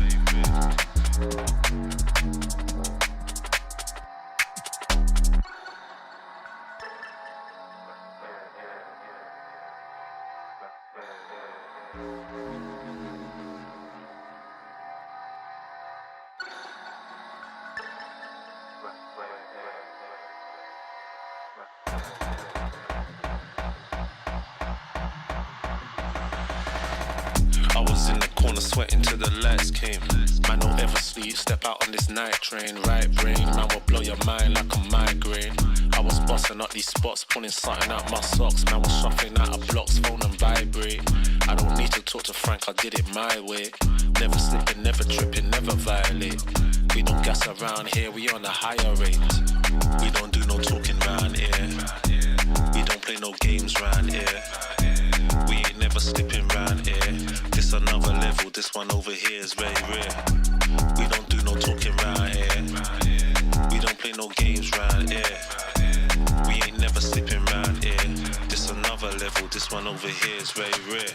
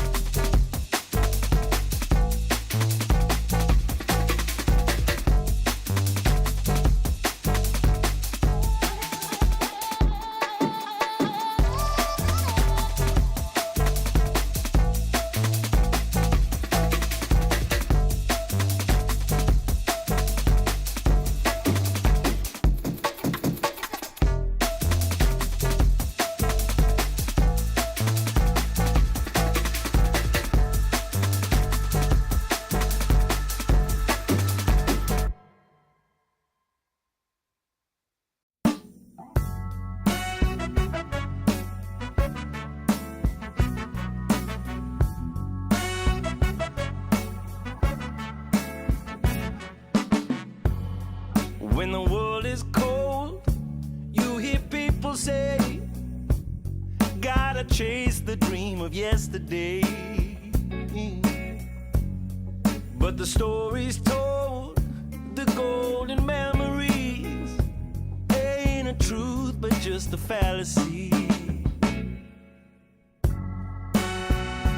But there's hustlers, stealers, liars out on this road, and they'll feed the fire and watch it all explode. Gotta put those flames out before we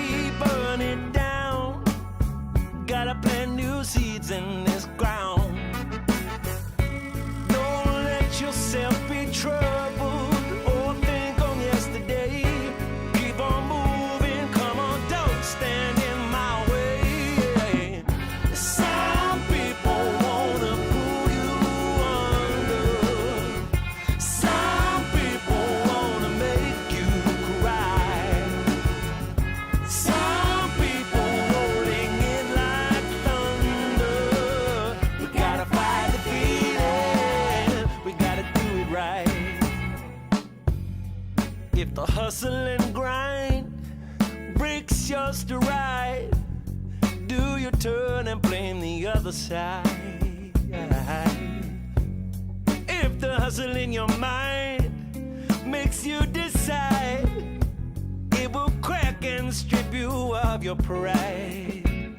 Oh, but there's hustlers, stealers, liars out on this road, and they'll feed the fire and watch it all explode. Gotta put those flames out before we burn it down. Gotta plant new seeds in this ground. Don't let yourself be troubled or think on yesterday. Keep on moving, come on, don't stand in my way. Some people wanna pull you under. Some people wanna make you cry.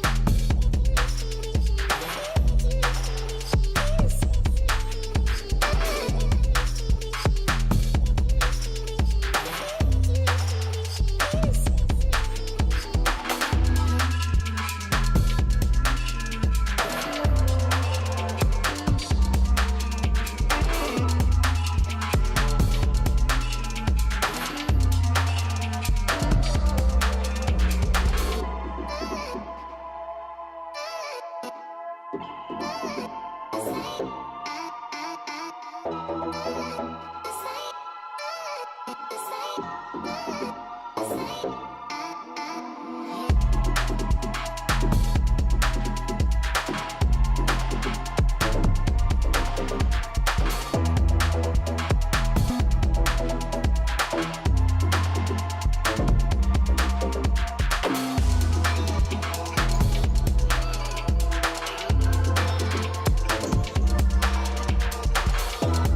back.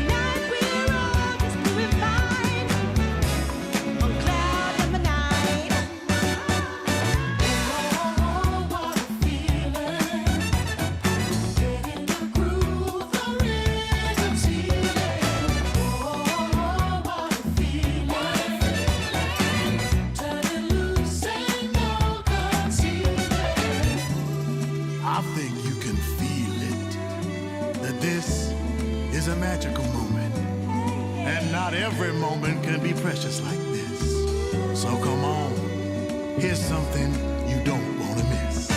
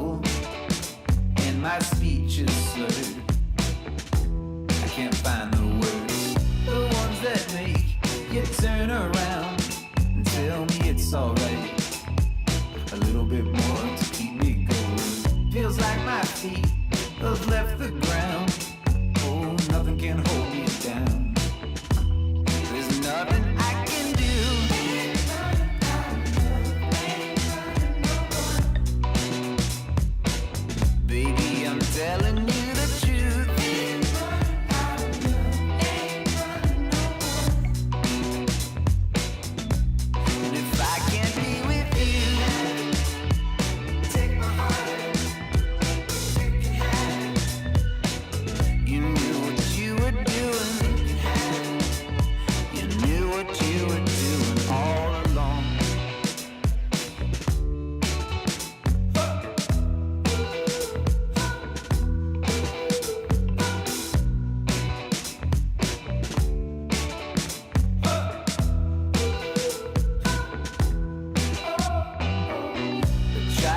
disappear.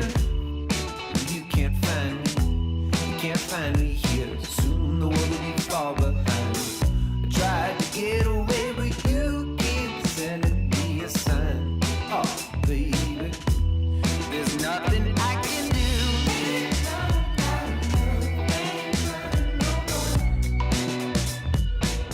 Baby, I'm telling you the truth.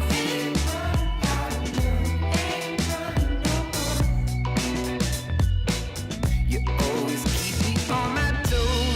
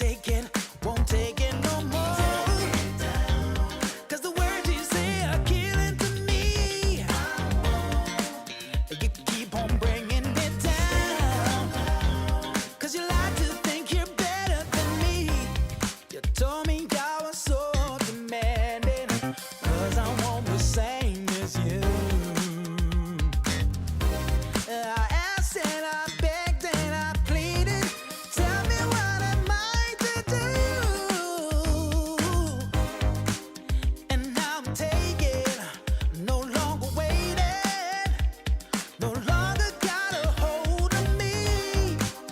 You heard the screaming, but you didn't mean it. When you said that you would change. No. And the word you say you're killing me. You keep on bringing me down. No.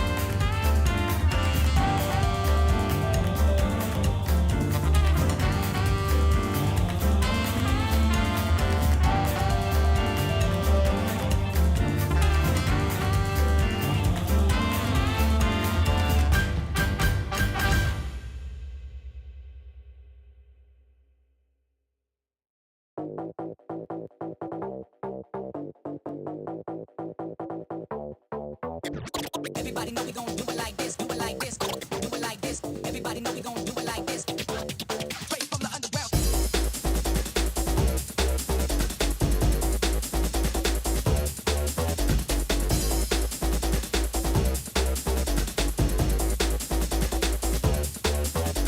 Everybody know we gon' do it like this, do it like this, do it like this. Everybody know we gon' do it like this, do it like this. Straight from the underground. Everybody know we gon' do it like this, do it like this, do it like this. Everybody know we gon' do it like this. Straight from the underground.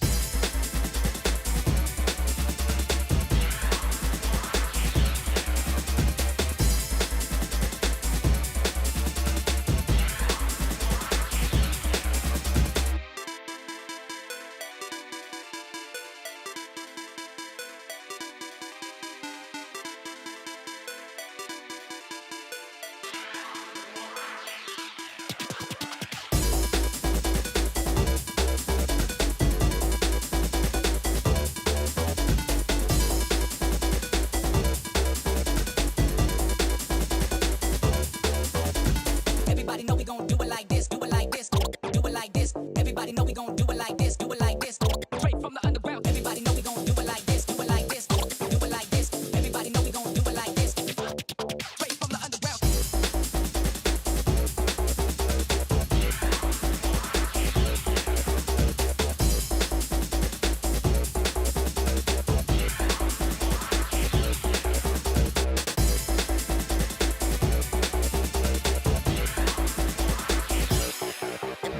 Everybody know we gon' do it like this, do it like this, do it like this. Everybody know we gon' do it like this. Straight from the underground.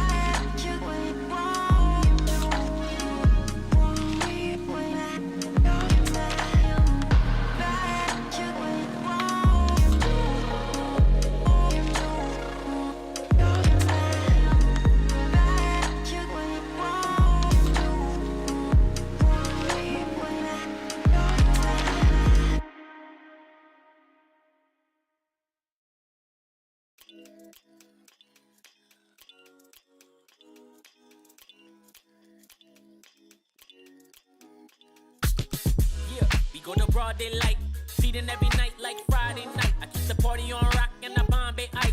Gotta see stars like Broadway lights. I told a baby girl, you don't gotta kick it with the daydreamers. You can skip the line, I'm the gatekeeper. Plus I got the crowd going crazy, dance floor blazing up, going.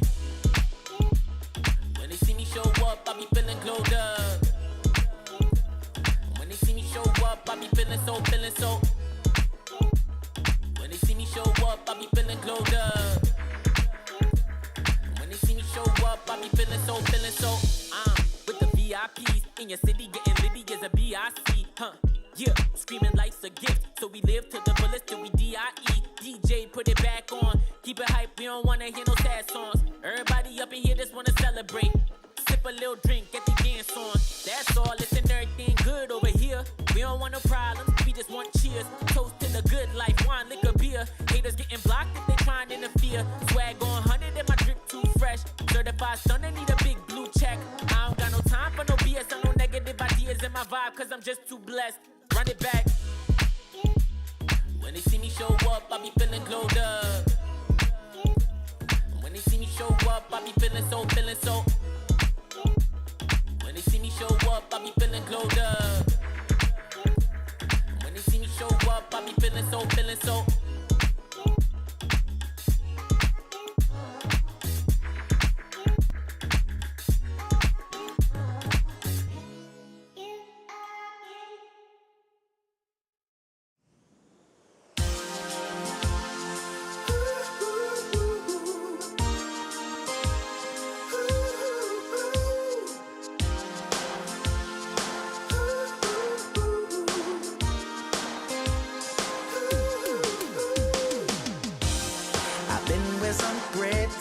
Angels who always threw something away. Could I be desperate, crazy, or is it that they never see things my way? Around the world keeps turning, waking up day after day, hoping to change my story, or maybe see things in a different way. Maybe if I took a chance and got out of my way,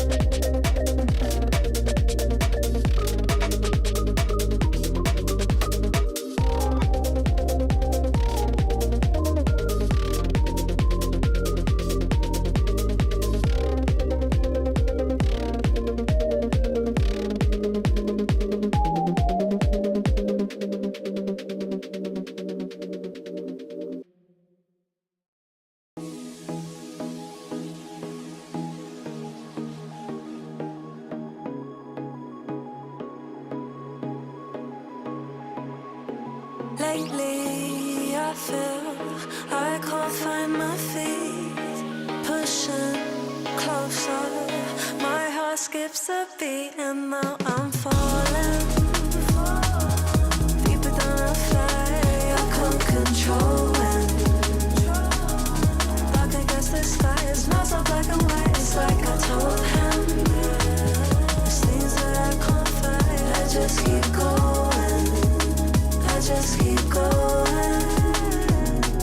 In my time, I've been dreaming of a space to really fill my place. I wish he'd seen what I had dreamed. Before these darker days, I thought I found my way. Quickly it fades, losing the race, closing the page. In and out, I move myself again.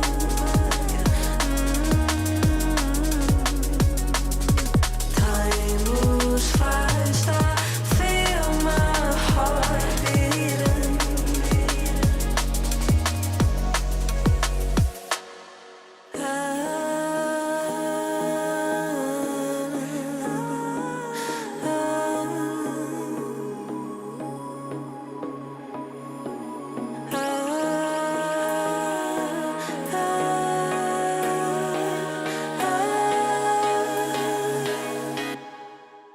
And now I'm falling,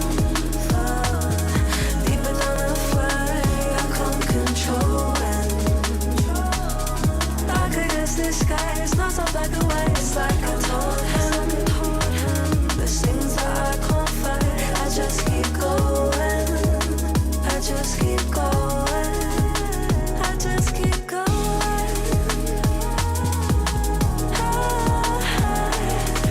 I just keep going. Dark against the sky, there's things that I can't fight. I just keep going, I just keep going.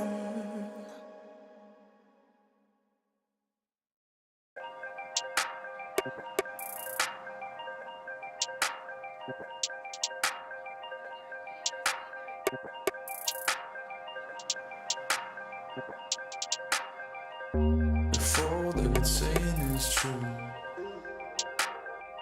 there's a wall before your eyes. Tell me, can you see right through? Right through, right through. Down through the wires and the pipelines. We go disconnecting from the city and the skyline. This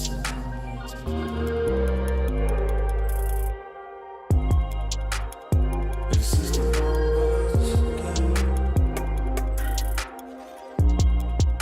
The fights, the fear, the fear. This is the numbers again.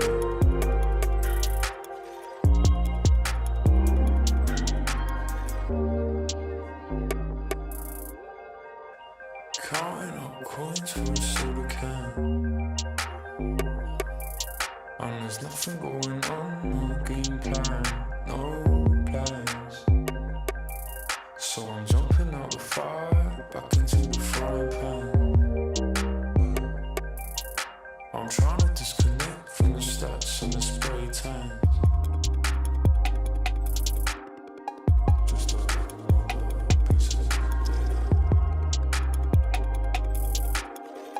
Just a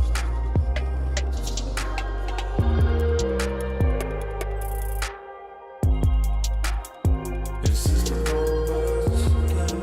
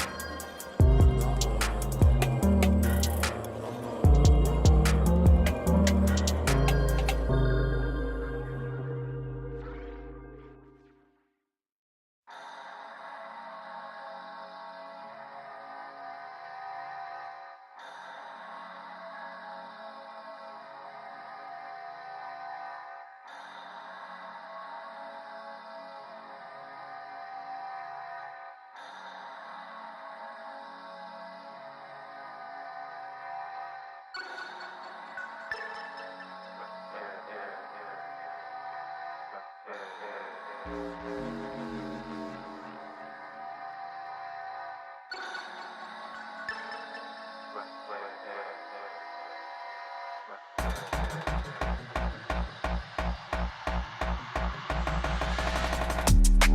do no talking round here. We don't play no games round here. We ain't never slipping round here. This another level, this one over here is very rare. We don't do no talking round here. We don't play no games round here.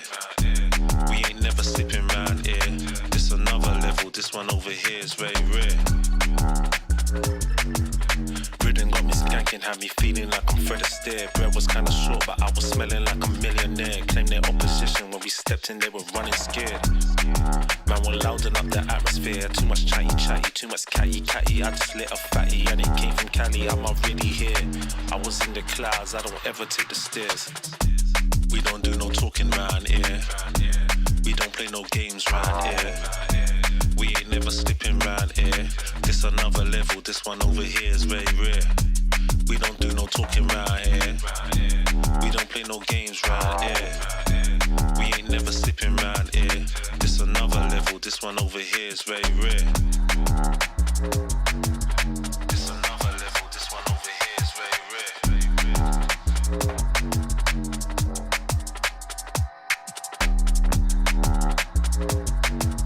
This another level, this one over here is very rare.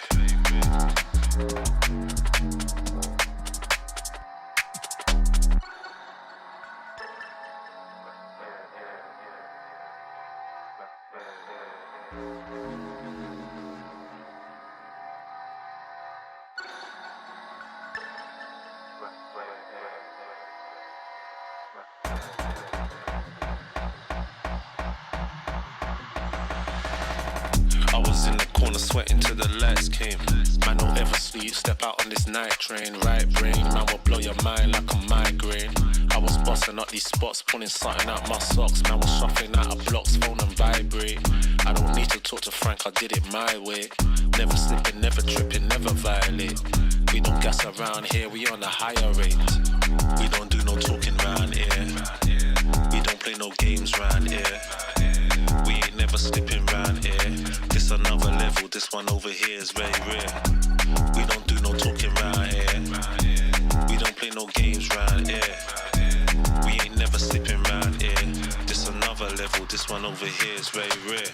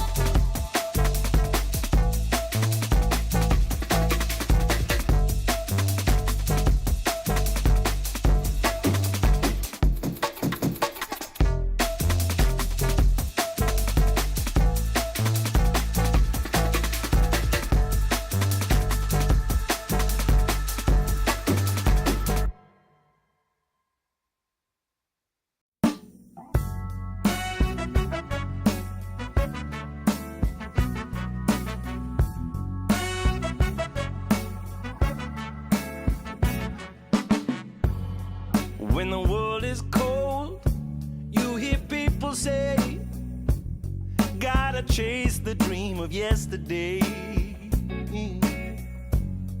But the stories told, the golden memories, ain't a truth but just a fallacy. But there's hustlers, stealers, liars out on this road, and they'll feed the fire and watch it all explode. Gotta put those flames out before we burn it down. Gotta plant new seeds in this ground. Don't let yourself be troubled or think on yesterday. Keep on moving, come on, don't stand in my way. Some people wanna pull you under. Some people wanna make you cry. Some people rolling in like thunder. We gotta fight the feeling, we gotta do it right. If the hustle and grind breaks your stride, do your turn and blame the other side. If the hustle in your mind makes you decide, it will crack and strip you of your pride. Oh, but there's hustlers, stealers, liars out on this road, and they'll feed the fire and watch it all explode. Gotta put those flames out before we burn it down. Gotta plant new seeds in this ground. Don't let yourself be troubled or think on yesterday. Keep on moving, come on, don't stand in my way. Some people wanna pull you under. Some people wanna make you cry. Some people rolling in like thunder. We gotta fight the feeling, we gotta do it right.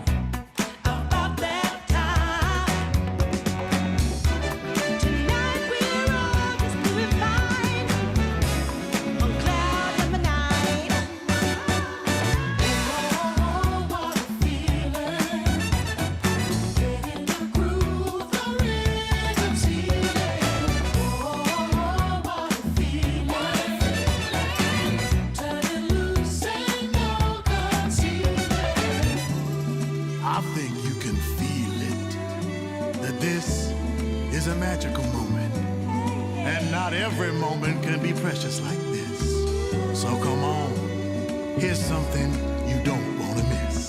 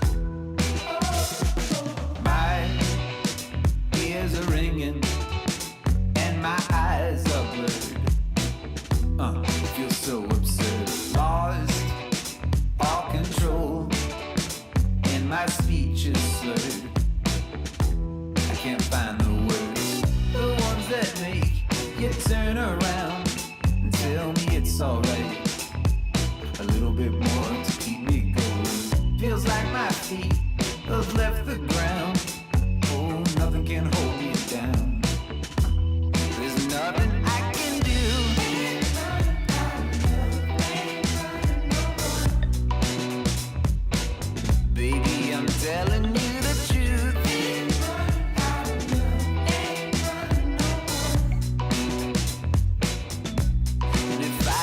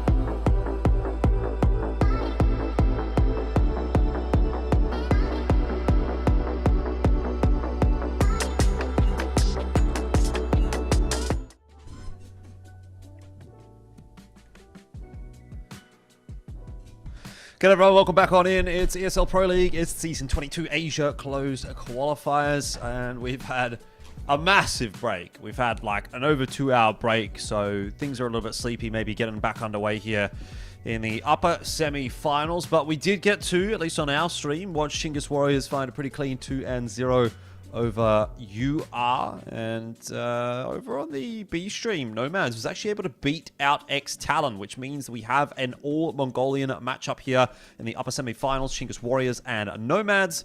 It's Elvish Guy and Mac back once again. Woo! Mac's been doing some stuff in the meanwhile, and he told me he had like 300 chicken nuggets for dinner last night, so it should be interesting to see Nugget how things power. pan out for you, Mac, but also in this game. Ancient, Nuke, Anubis. What's your thoughts? I have many thoughts. And I hope that Nomads are ready to play. That's my thoughts. That's literally my whole thoughts. I feel like Chingus Warriors is the better team, and we're probably going to see a similar situation to what we saw earlier, which is Chingus Warriors 2-0 in this game. And fortunately for everyone at home who has been waiting on during the break, like, we got different places to go. We're going to Ancient, we're going to Nuke, and it's going to be a fully different visual experience, which is sometimes what it's all about, Jordan, isn't it?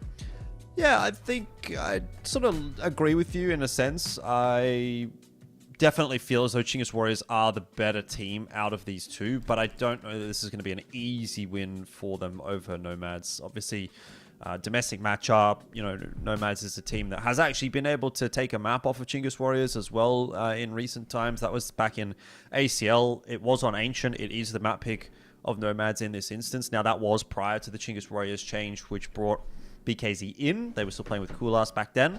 And I would say I actually think Chingus Warriors did look quite good with BKZ there. I thought he was pretty cracked in that opening match that we got to watch. So maybe that will be a positive change for this lineup that sort of puts them over the line and gives them a little bit of a leg up, an extra leg up over Nomads. But we'll have to wait and see until we get into the server. So Nuke, an interesting choice out there as well from Chingus Warriors. We know it's not a map that Nomads necessarily loves to go towards. So I think if they can get through Ancient here, Chingus Warriors, then I would say there's probably a reasonable chance at a 2-0. But Ancient's very much one that's up in the air. Both teams like it. Both teams play it. Could really go either way, I think, at this point. We'll see. Just waiting to get back underway whenever the game is ready to go. Obviously, you know, these teams, we talked about it at the start of the last match, sometimes take a little while to get into the server, and it looks like, again, we're a little bit delayed in kicking things off here for our second match of the night. But around the rest of the traps, Semperfi Ho2 making it into the other semi-final. That's over on the B stream at the moment. That should be a pretty interesting match as well.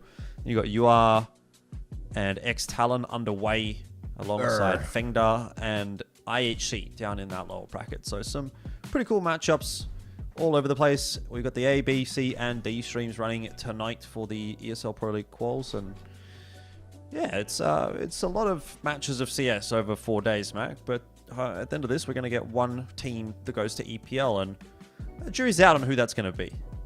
Yeah, get to send it to Sweden. And from what I believe, don't quote me on this, but I think this season is going to have a live final. I think that was announced earlier this year. Have to go back and check that. It could have been the next season. So I can look into that shortly, but it would be cool, you know, to see everyone playing in front of a live crowd again at the next EPL. And, you know, Sweden's a nice place too, especially when's this one? It's a couple of months, so it'll be, you know, past midsummer, but it'll be nice and beautiful. I was there only a month and a half ago, maybe. I don't know, time goes crazy over here. I've been doing nothing, doing a lot of things all at the same time. But yeah, Sweden is a beautiful place, especially in the springtime. So you really want to be getting over there, not just to play Counter-Strike, but just to see the beautiful surrounds of Stockholm. I went to Stockholm one time, but I think it was more like autumn time, so it wasn't super nice. Oh yeah, it would be. It wasn't autumn. Too bad. It would be getting a bit cooler, but yeah. When I was there for Impact, it was crazy. It was just pre-midsummer, right? So it was before it was summertime, but the sun would set, but you'd still see like the sun on the horizon, right? Until I think it was like 11 p.m. It'd go dark, and then we'd get out of the studio at like 1 a.m. and you'd see it rising again. So there was only 2 hours of darkness. And apparently that just fully disappears once you get to the middle of summer. So if you're crazy like me and you like long days, mate, get over there. You know, get over there for midsummer. You've missed it this year, but you can get there next year. That's a super long day. Like, I mean, I don't know. I obviously have a bit of a goofy sleep schedule at the best of times, so sometimes I'm sleeping during the day. Not such a fan of that, though. It's quite tough to go to sleep when it's bright and whatnot, so I think I'd probably prefer the alternative where it's always dark. But anyways, looks like we're into game here. Chingus Warriors are going to be starting things off on the CT side. Nomads off the back of a win against X-Talon, going to be feeling pretty good about things. I think X-Talon, you know, not a bad team at all. Obviously, there is the ping discussion to kind of get into with that win. Would you expect X-Talon to win or lose that matchup where this played on LAN? I think it will be a closer result at the very least, but Nomads have got a nice scalp under their belt. And Chingus Warriors, probably not as much to really write home about with that win over Unsettled Resentment, but see how they go against one another in this domestic matchup. And eFire starting really, really well with that USP in hand. It's a shame there wasn't an extra player in middle, because that would have been a free bunch of kills. But Ariukal does a good job of trading Clouden as he goes charging into Donut, and then he gets Hooligan as well. And that'll be the bomb dropped over toward Donut. Paranormal on the wrap over now to try to salvage this round. But it's definitely looking Chingus Warriors favored. Let's see what we end up getting out of Paranormal. Bomb going to be difficult to retrieve, but he does have time in the back pocket. And a smoke as well to maybe at least net himself a plant, which would be nice for Nomads. Moving into that second round, Ariukal should be the first point of contact here. With controls able to swing off said contact. Oh, Ariukal spotted it.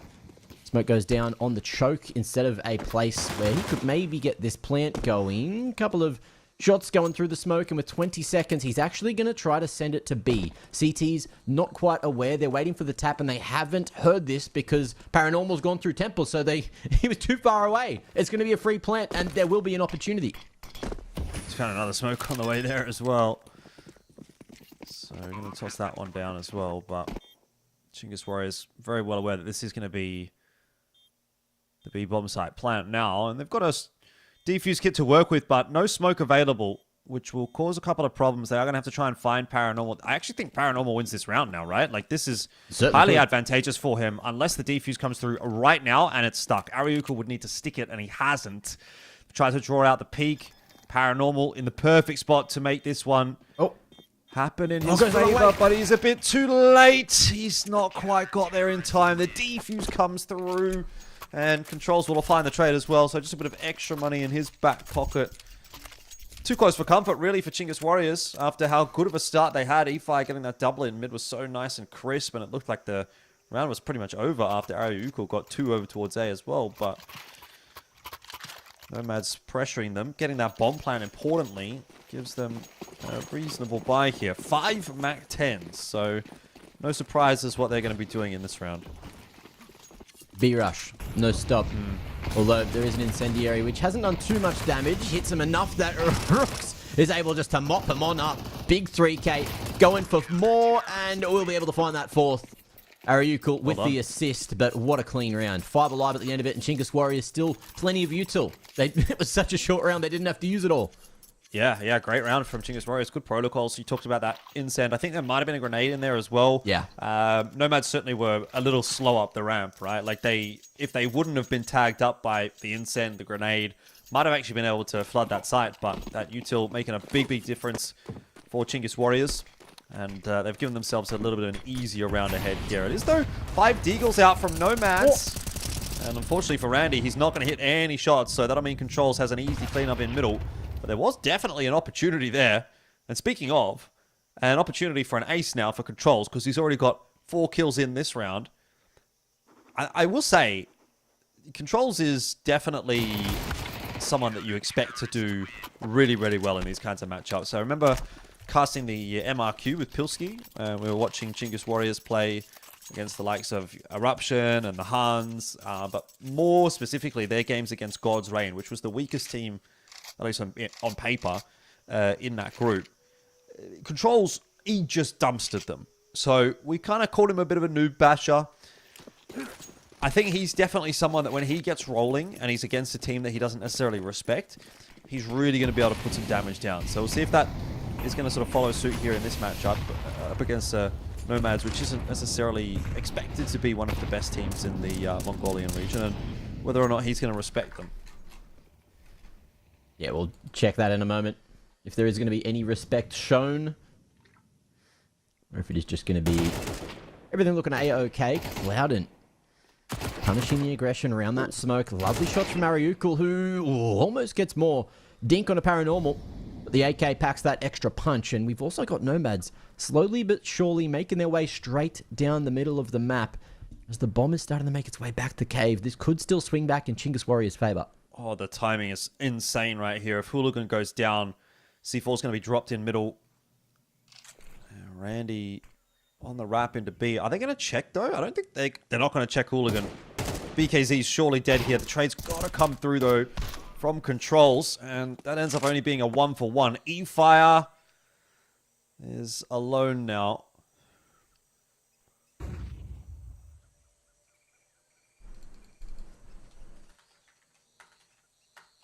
Yeah, we'll see what he can get done. Lagging around a little bit.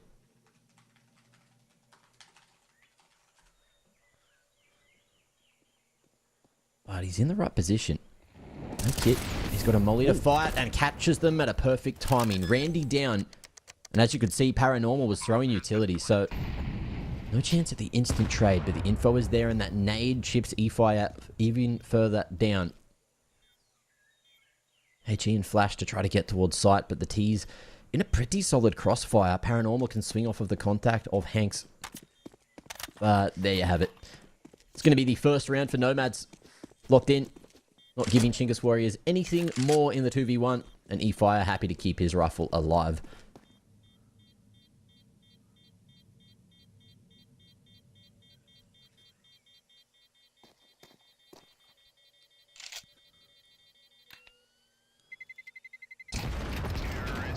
Ooh, upgrade to the AK.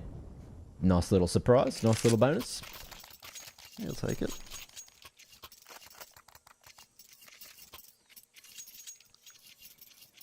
Ops out for BKZ. Saw him do some pretty good work in the opening game against UR with that weapon in hand. Pretty keen to see what he's going to be able to do here against Nomads as well. And of course, plenty of money for Chinggis Warriors. They were quite clean off the back of the pistol in those anti-ecos, so they do have enough for a really nice reinvestment here, but gonna have to concede middle.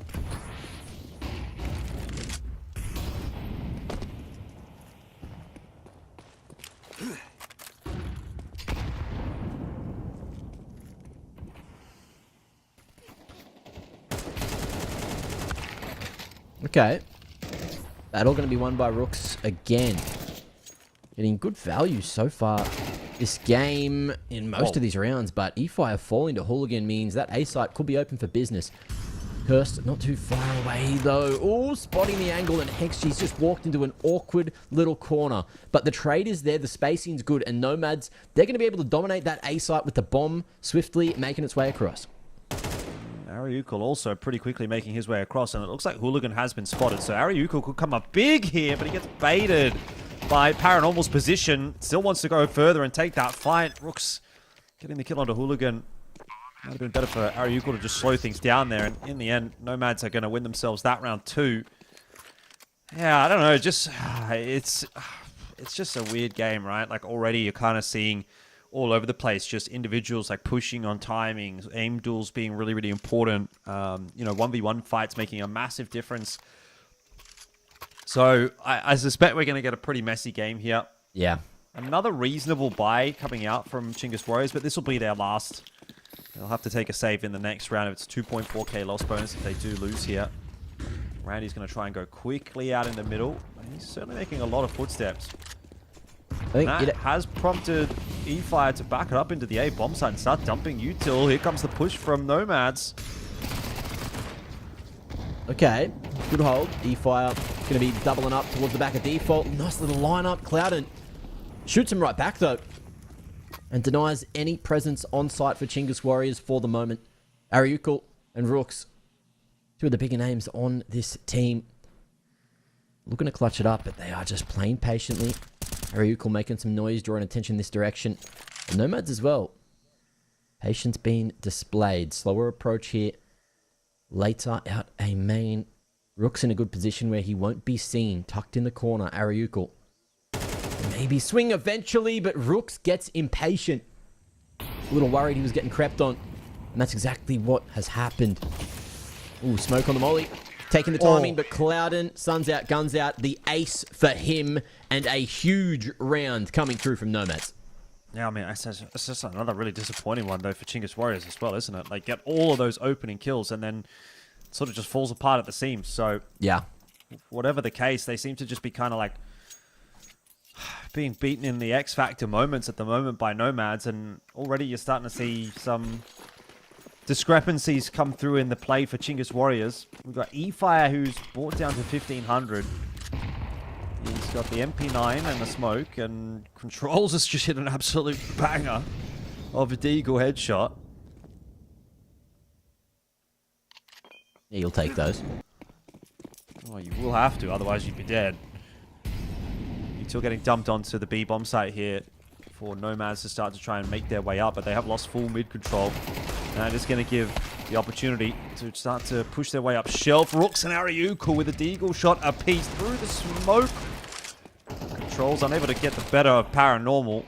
Did get a little bit of chip damage in, but, you know, again, advantage Chingus Warriors, and they've got to find a way to close some of these rounds out. This one would be a really nice one too, of course, given the investment was low.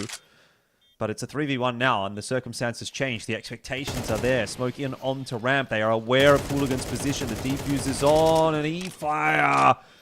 He might actually be saved by the fact that Ariukul's gone down. He got off the defuse! He got off the defuse, Mac! Why did he get off the defuse? Why has he gone and done that, mate? What the hell? You know what I mean? It's just that was a silly decision, wasn't it? And they lose the round because of it. Nomads lock it in. They don't take any weaponry across to the next, but sometimes it's all about the rounds. And there you have it. I have to say, man, I used to think Rare Adam was the team I hated watching the most, but it actually might be Chingus Warriors. It might at this point be Chingus Warriors, because like, what's going on there, man? That's true. I have What seen possible reason would you have for getting off the defuse? Yeah. Even if you think he's pushing the smoke, you've got another guy there next to you. You know, the only way you're going to win the round, you don't have a defuse kit, is sit the defuse. Who knows, bro? I'm so confused. Maybe it's just a mishap. Maybe he just, you know, misclicked. I don't know, but Yeah. again, like it's like it's now the third round really where it's like Chingus Warriors just seem to find ways to lose these rounds that they shouldn't be, and that ultimately has put them at a 4-3 deficit. Money's cooked on the CT side. Like, they don't make life easy for themselves. That's the problem. Ooh.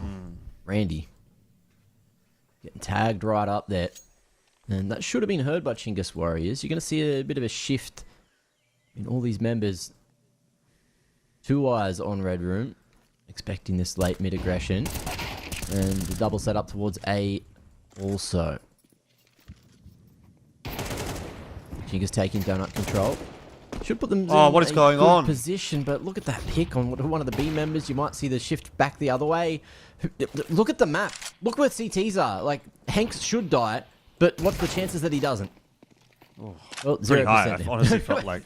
They're going to go over to B. There is one player over there, but the bomb's going A. So, it's just like nobody knows what's going on right now. This round is chaos. Yeah. Both teams have no idea where half their... Like, no one knows where Controls is right now. It's full pug. Full pug mode. It's just a mess. It's a mess. It's like, who's that? Hooligan's made his way to CT. He's like, yeah, I've walked through A, but A main could be dirty now because it's been like 30 seconds. You've got 10 seconds to plant. You've got no eyes on Donut. You kind of just have to chance the plant. It's going to work. It will work eventually. And with the mid control and no CTs in Donut, Chingus now in a horrible position to try to get back into this one, and Controls left in a 1v3. How's that happen, Jordan? I just can't watch this, Mac. I can't. It's bad. E5's team killed BKZ. Like, it's just... what is messy online CS. By the way, this is not a map that Chingus doesn't play. You know, you'd look at that and go, maybe Chingus just doesn't play Ancient. They're not comfortable on the CT side. Whatever. Bro, they have 14 reps on this in the last 3 months, and they have been playing it forever, right? Like I think, hear me out. Maybe it's one of these 54 situations. Maybe it's one of officials these in 12 months. situations when Nomads, like, they're both Mongolian teams, right? So you'd think that maybe they play each other a lot. Maybe there's these layers of them thinking Nomads are doing this thing, and then Chinggis making rotations off of some kind of weird prep because they're friends with, like, Ariukul's actually best mates with Clouden and knows exactly what he's going to call, and Clouden tries to read it by doing something stupid instead and says, hey, Hooligan, how about you just go and do this thing on the other side of the map, and hopefully we'll be able to get some kind of control because Chinggis, they like to play together as a team. And maybe this is the level of strategy that we're getting where it just ends up looking terrible because they're all trying to outplay each other and it looks puggy. Like, maybe that's just all it is. I don't know. I think it's just kind of falling apart. It's getting a bit tilty here for Chinggis Warriors. Comms not flowing, whatever. Okay, Rooks has got himself a kill. He's got himself an 8k, but he's not able to get it back out onto the site. What would you quick switch there, Jordan? Don't know.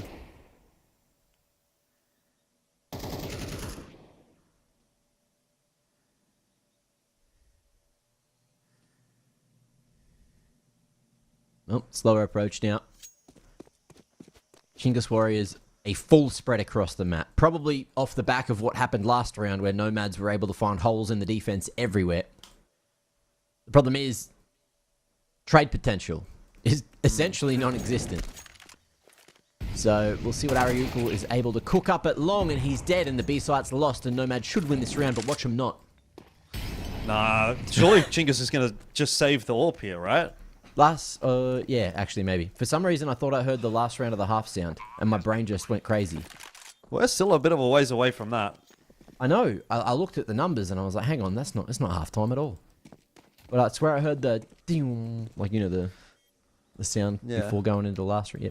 Anyway. Look, I just think Nomads have really brought Chinggis Warriors down to their level. I mean, it's not hard to do that because Chinggis Warriors are a team that do get messy, even at the best of times.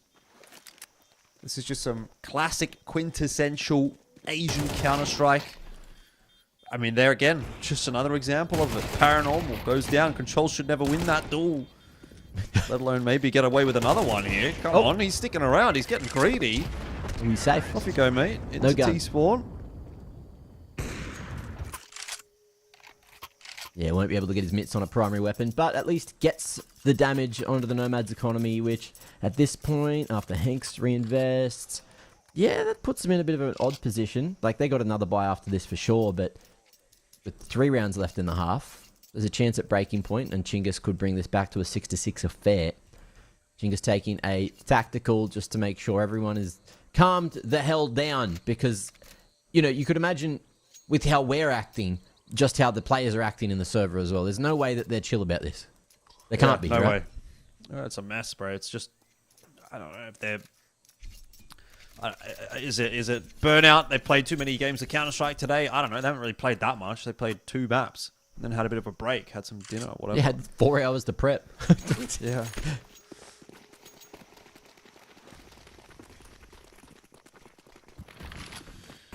Well, see if Chinggis Warriors can find a way to salvage this half. It's got to start now. Again, money's still in a bit of a weird, wishy-washy kind of a state for Chinggis Warriors.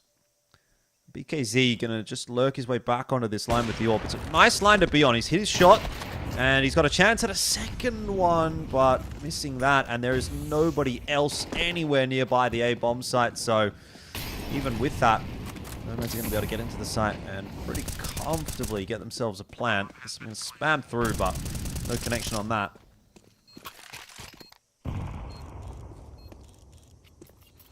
Hanks opting for the AVP instead, over towards Big Box. And, okay, retake utility. Smoke towards main. I like that out of Chinggis.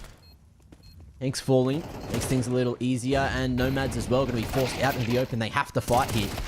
Not going to let that smoke define them. Clouden, or doing it all himself again. He has been a hero so far for this team, and that time is ticked down too far. And so have the numbers. Clouden hitting everything. 2 points of health. Big 4K in the post plant. And this man is getting picked up by Mongols next month. Watch it. Mate, pack it up. I don't want to see any more Ancient. I've seen enough. Chinggis Warriors, I don't want to see it anymore. Let's just go to map 2. This is painful. Look, I guess they don't really do anything necessarily too wrong in that round, right? Like, you have BKZ anchoring the A site. Maybe you could argue he should play a bit of a safer line than the big box line if he's got an AWP and he's the only player there. He could play back in Temple, and okay, that might make a bit of a difference. But in terms of the retake, it was fine. They just kind of lost it after the 4-on-4. This time, looking a little bit better. Chingus Warriors fight for some mid control and do get that mid control. That doesn't mean this round is over.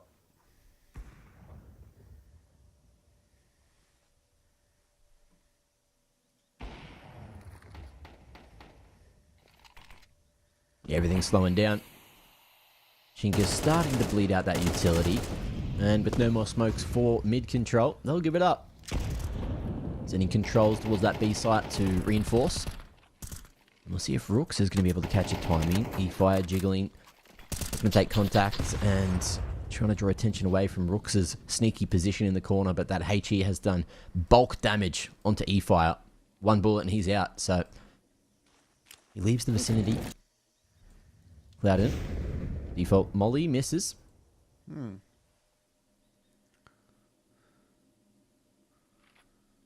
Paranormal now has to do it in a contactive manner. Rooks at that range. Wins the fight most days. And today is one of those days. And the flash across the top. They know that there's at least one more Nomads member there, as well as the second position with Hooligan getting that pick at mid. All right, 4v2. And with that pick, they're going to go back to Cursed Crosshair. Big shot out of him to hold it down. And that control is a little too much. AVP hitting shots. And just like that, Chingus Warriors looking for a 5th here in the first half of the game. Well, there's that little noise. Last round of the half coming up here. That's the one I was looking for, Jordan. That's the one I thought I heard. Yeah, it would be a reasonably solid half in the end for Chingus Warriors if they did get 5. But if it goes back over to 8 for Nomads, then I think Chingus Warriors very much on the back foot at that point. We'll see how this ends up panning out. It's 3 Tech 9s. We did see a bit of a B rush attempted with a full Mach 10 round from Nomads. I wouldn't be surprised to see that replicated in some senses by this round with the Tech 9s. It's not a rush so much. They are expecting that CTU tilt to come through, but definitely does look like it's going to be a B finish.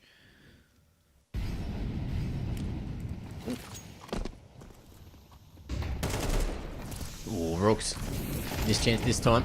Smoked off too, so just trying to figure out where he wants to play this. And that crossfire fully broken up. Rooks still going to be able to almost find that double, but the B-site members all fall down. 3 gone, and now we've got that 4v2 situation. Cursed, great round in the previous, but a beautiful flash will seal the deal on him.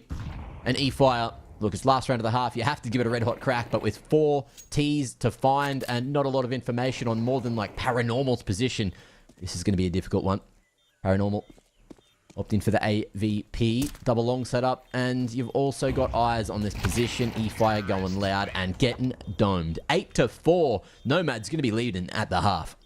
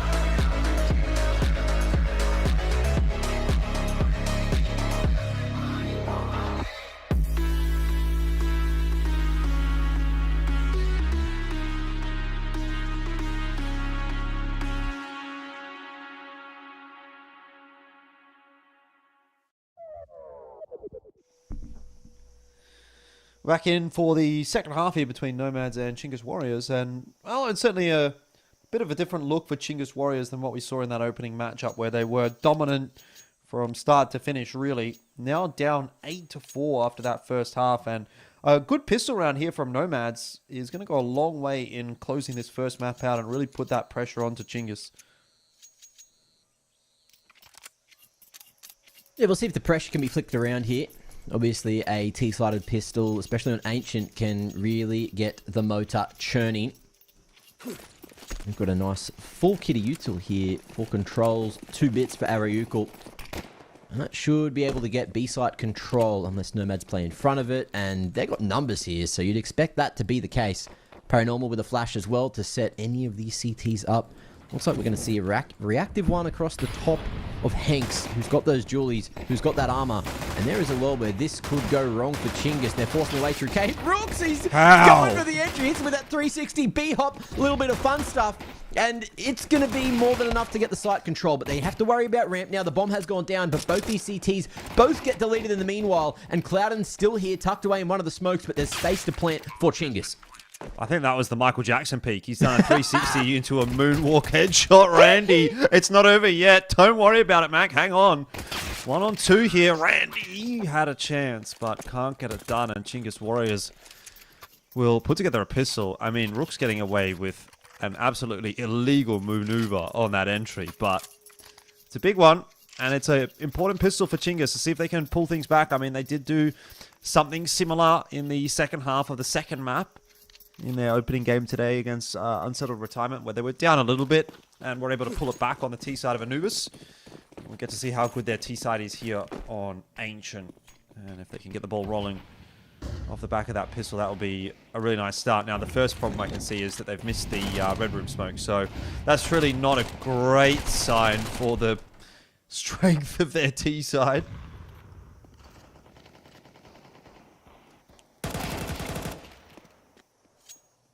Right, what do we got? Moving into this one. Nomads having a rough affair already. 2 digs in play. So an opportunity for damage onto Chingus, especially onto E-Fire or Controls, who've already been partially tagged up. But it's only Paranormal here, and he doesn't have either of those deagles. The Molly, disrespected. Hooligan tops the tick, which could draw attention away from Paranormal, but that HE chips him down, denies him any ears, any sound. Unable to get those audible cues. And it's Rook. I was going to say Roo, which would have rhymed nicely, but it's not Roo. So, Rooks. Yeah. Rooks. Heard he likes reading books. Loves to cut the neck of chooks.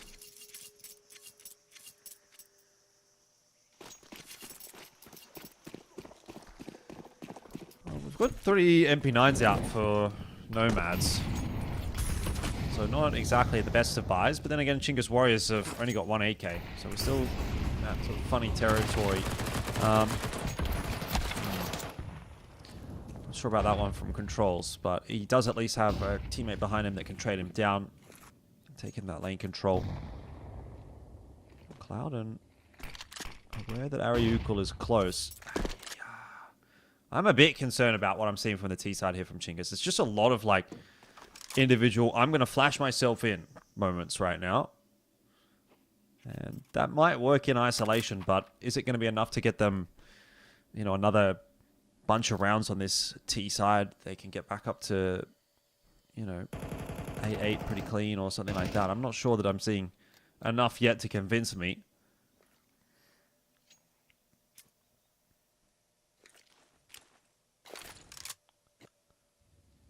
Gonna be a B finish. Smoke into cave. No, it's actually under short, and Paranormal in cave is just happy to line up both Rooks and BKZ. So that'll pretty much be the round over and done with. A shot in there from E5, but he's got a lot of work to do. And just in an ideal world, does a little bit more damage. Gets the swap over to the next Galil, so doesn't have to reload. Hanks is fairly healthy though, and should get this one done. Does. So 9 up for Nomads. And Chingus Warriors, the uphill battle gets a little bit more uphill. In distance or in like steepness? Both, I guess. Ooh. That's rough. Unlucky. Well, they've at least got a buy to try to turn this one around anyway. See what they can do here. Control's drawing attention towards the bottom of mid. Randy playing a dangerous ass game, but Control still cracks that smoke, finds one member. Randy won't be able to punish him. No chance of a trade, but over towards that B site. It's looking all locked in. Paranormal goes 1 for 1. And Chingus Warrior is going to be happy with that. If they get this rotation across and get this nice long smoke up. As well as one throwing it short. The B site should be in their hands in Cloud. And he's going to disrespect it. Man believes in himself. Unfortunately, belief doesn't do it all. It's going to be the 2v2 now. A whole minute to play with. Tap down. Both CTs here. Randy just going to stay quiet. And let Hooligan draw the attention away from Long. Short smoke's going to fade. Long smoke's going to fade. 1 for 1. BKZ, his position not quite known, but a smoke onto the bomb. Oh no, Randy should not be getting away with that. 4 HP. And another round is going to go the way of Nomads. Chingus Warriors in real trouble here on Ancient. Rough out here. Yes, sir.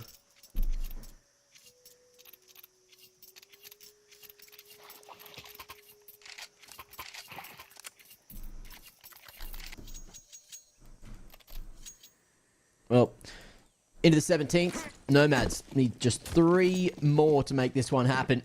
And to take Ancient as their map. A chance to send Chingus down to that lower bracket. And I'm sure, you know, a team like Nomads would be incredibly happy knowing they've done that. It'd be great for the confidence moving over the next couple of days. Especially considering this has been a pretty poor game from Hanks. The guy's 4 and 13. Like, they're still getting through the map really quite comfortably, it has to be said. Like, it's never felt as though Chingus Warriors have really been in control at any point apart from, what, maybe those first 3 rounds. Yeah. That's an unfortunate whiff, though, from Clouden, which is going to start to open up the A bomb site. Hooligan has a bit of work to do here. Oof. Randy also spotting the player out in middle, and you've got CT's gone back and forth, and Hanks now has to come into play and can't. He still can't turn this night around. So there's still some life left in Chingus Warriors, apparently. But let's see if this round falls by the wayside. MP9 at range. Oh, no, E-Fire. You can't be dying like that. Chingus Warriors are finding a way to grasp a defeat from the jaws of victory in this round. Paranormal's just getting away with murder with this MP9, and now he's got teammates to help him out. Randy will not be able to clear out Cheetah, nor will Hooligan. Rooks is able to get himself the double. It's just a mess, Mac. It is just, honestly, a mess. It's like watching a pug. It really is, but it's partially, on paper, it's actually like good protocols from the team that's down, right?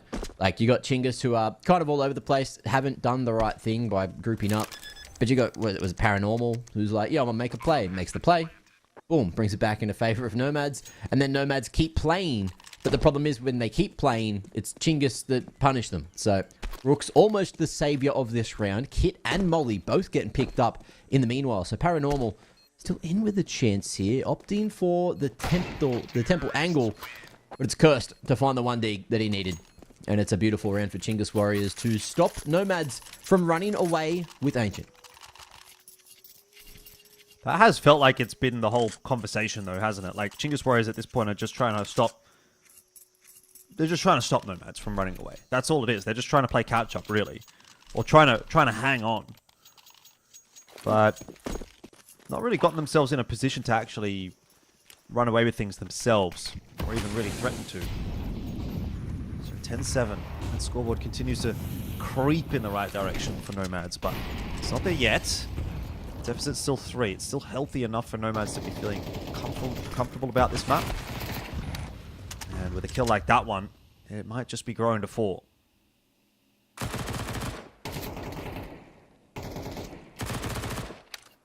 Spray going everywhere.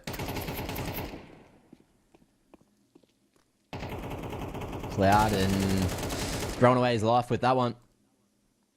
You had the man advantage. You did not need to do that, but He's gone and done it, Jordan. And now this makes it harder for Nomads to close out this round. 1 minute on the clock. Chingus Warriors mostly grouped towards that B site, but we'll see if Controls gets caught here. 5-7 at this range can be fatal, and there's that first stink. One bullet will clear him.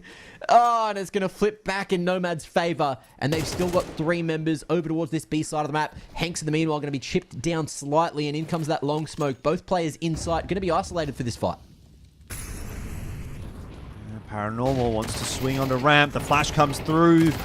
And Chingus Warriors were prepared for it. You could see both players turn away from it. And they've done a really good job of salvaging this round.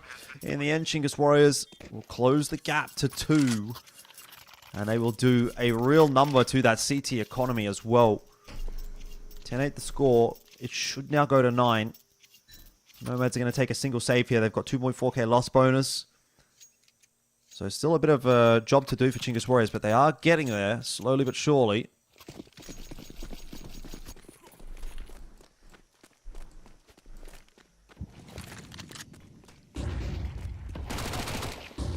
Oof. Big damage. Mac 10. Smacking right through the unarmored CTs, and Controls happily taking those kills. Like he's been invited for them.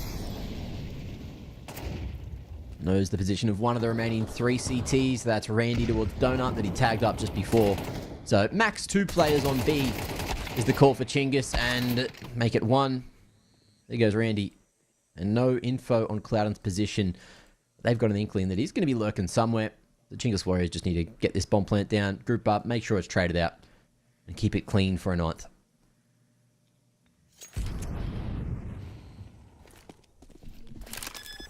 Control's trying to be the info man at least. Just smashing it around the map with that Mac 10. The most expendable. And also, the risk for him is fine, because if he finds the CT, you know, he's the one getting 600 extra bucks in the bank. But it's Rooks to find him. Now we're almost all tied up here. Chingus Warriors clawing their way back in and up that steep but also long hill. Yeah, and this is where the money factor really starts to come into play as well. CT side always a bit more difficult to keep the economy healthy, and if Chingus Warriors just find another win or 2 here, then Nomads are going to be broke. They're going to be facing a potential map point on a half buy. It's not a fun place to be at all. Nomads would need 1 or 2 quickly here, and to, you know, in healthy fashion as well. Yeah. To feel comfortable about holding on, but I mean, they get a kill onto Controls, which is nice, but the A site has been left completely open. And that has been taken by Chingus Warriors very happily. Randy tagged down.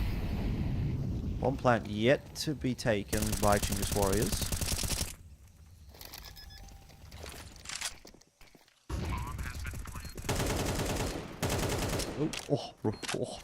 Oof. Oh, mate, lucky to be alive there. Randy still going to look to lead the charge. The smoke fades. The clearance comes through, and in comes the push. But Rooks at the ready. Stellar rifling in this game so far. Look at him, 24 and 13. Really leading by example. And E-Fire as well. Just going to be cleaning this one up. So Nomads. That was a buy round, by the way, right? That was like one of those mixed sort of buy. It didn't look like it. It didn't feel like it. It was a buy. It was a buy. Yeah, it was a buy. It was a full, not a full buy. You know, it wasn't perfect, but it was a couple SMGs. It was a decent enough buy, and again, they're going to have like one of these half buy kind of rounds, and this is kind of what I'm talking about, right? Like Chingus Warriors, very good chance of getting themselves to 11 here. You have a full buy then as Nomads, but if Chingus wins that, they're at 12, and you're like, okay, well, we're like 3.4k buying, because you're going to buy down to 0 next round for Nomads. So very important for Nomads to, if not win this round, definitely have to win the next one, and that's well done by E-Fire and Ariuk. Paranormal, though, somehow has gotten himself 2, but he'll also fall, and there was a push in mid that was dealt with in the meanwhile as well. Cloudon on the wrap out here. He is going to get the kill onto E-Fire, and he's making a lot of noise, so Chingus Warriors very aware that he's up by Cheetah, but it looks like they're going to challenge him, and this is the kind of line where you couldn't really get this round done. Luckily, BKZ is going to be able to get that trade, and Chingus Warriors are up to 11. They are making this comeback happen. So full buy out here for Nomads. They're about as full buy as they're going to get with their money available, but as I said, essentially down to 0 off of the back of this. So it's going to be 3.4k 3.5k to play with for Nomads if they lose this round, which is not enough to stave off this Chinggis Warriors, you would think. So very critical round now for Nomads. Or weird situation going on in the smoke there, but ends up working out for him. Okay. Cloudon gets the better of Rooks. And now with the opening, let's see what Nomads do, because they've thrown away that man advantage. They've looked for a bit more than they've needed at times. And Chinggis, look, they're going heavy towards this A site. So currently with a 4v3 scenario, and make it a 2v3. Also got controls lurking laid out mid. So keep your eyes on him. He's still got that Mach 10. Going for the bonus after the last couple of rounds. Need to, though. Look how much money they've got. It doesn't need to have a Mach 10 here. He must be taking it as a choice. Yeah. Which, you know, he was going fast into middle. You saw that at the start of the round. But he's done that a few rounds in a row or something to the effect. I'd much rather see him with an AK right now. Especially in these circumstances. Randy barely alive on 1 HP. Oh, needs to be careful that flash doesn't hit him.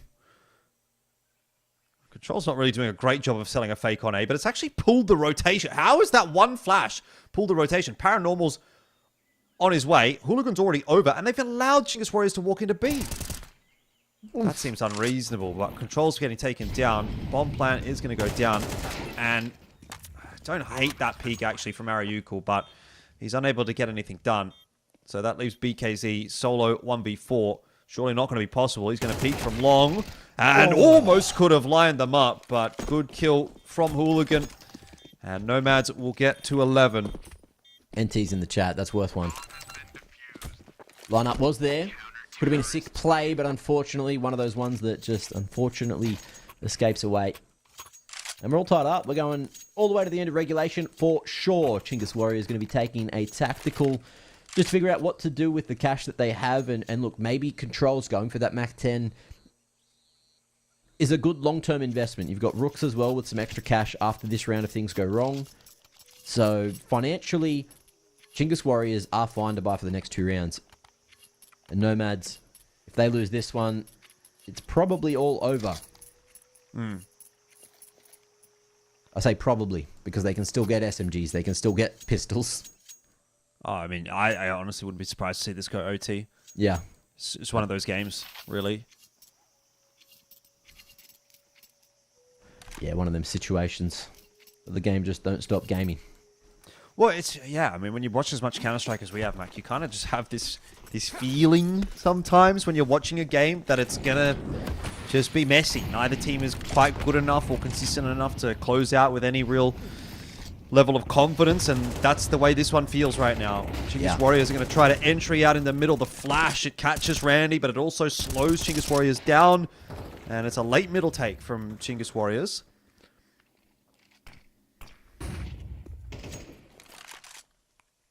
BKZ's on the entry with the AWP.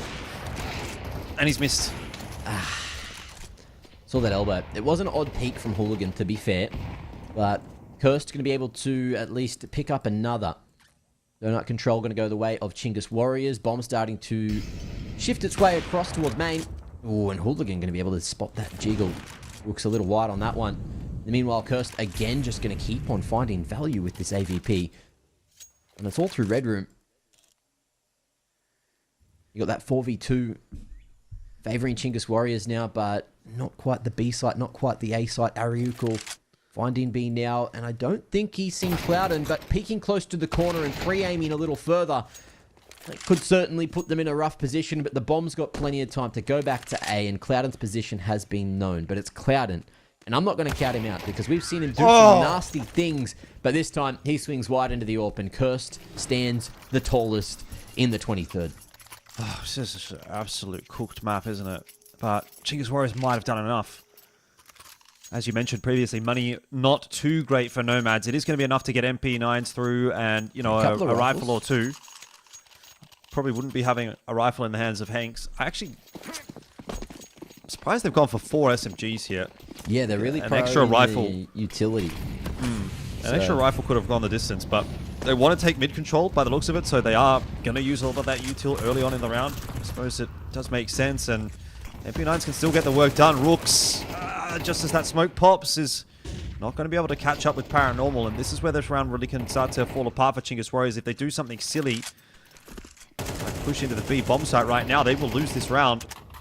They're much better off just slowing things down.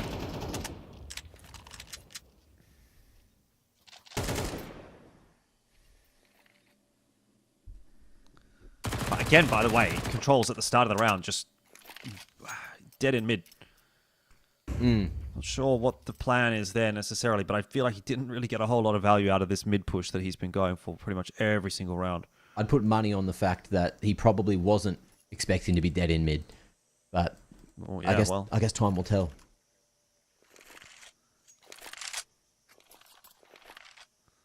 Let's see if E-Fire is going to be dead in mid. No AWP out here for Nomads, so a walkout onto A actually might not be a bad shout, especially the way that BKC's been hitting his shots. You let him get onto the line here and like just slowly clear. Do they know that Hooligan is there? No. They are going to check him. You'd think, you'd hope. He's just going to get that job done. Player in donut, of course. Smoke's going to be dropped down. Molly behind it for Chingus Warriors, and they're going to look for a plant, which they will be getting. BKC misses that shot onto Hanks, jumping over the CT line. Retake is on here for Nomads, and they don't want to go too slowly by the looks of things. They want to try and go quick. Rooks for a double. That's huge. This might be 13. It is for Chingus Warriors. They've somehow pulled off a miracle comeback on Ancient. I would not have bought it if you told me that was happening, Mac. But 13-11, it is there right in front of my eyes. Yeah, they get it done. Cursed with the stellar game. Rooks as well, playing crazy. And I think it was E-Fire, the other one that was firing the hell up. So good to see that everyone that was necessary fired up just enough to get that comeback off. And Chingus Warriors will be able to take Ancient, which leaves us with a Nuke as that second, right? Indeed. Cool. That is the map choice of Chingus Warriors as well. So you'd think that should be of some benefit to them, but we'll find out, of course. We do have to take a break before we jump into map number 2. But can Chingus Warriors claim themselves the 2-0 and go into the upper bracket final here at the EPL Season 22 qualifier? We'll find out after the break.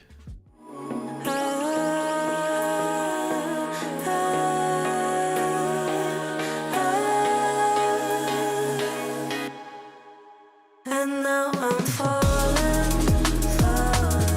deeper than a flag I can't control. And dark against the sky, it's not so black and white. It's like I told him, there's things that I can't fight.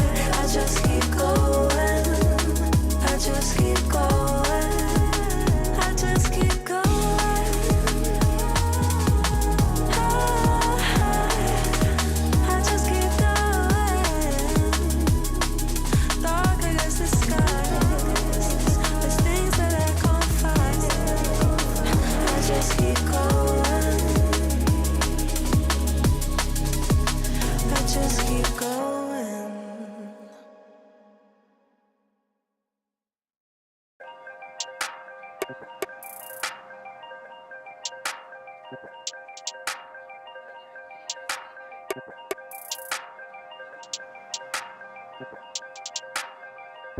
If all they've been saying is true, there's a wall before your eyes. Tell me, can you see right through? Right through, right through. Down through the wires and the pipelines. We go disconnecting from the city and the skyline.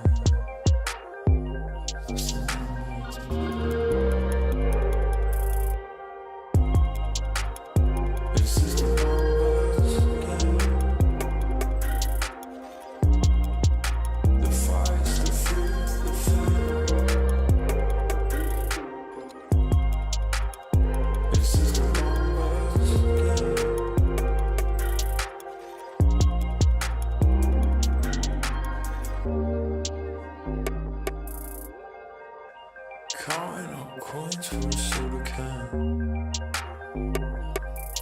and there's nothing going on, no game plan, no plans.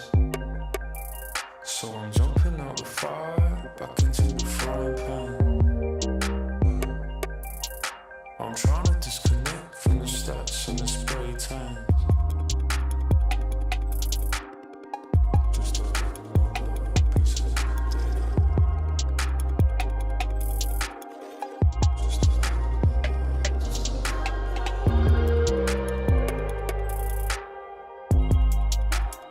This is the numbers again. The fire's the fruit, the fire. This is the numbers again.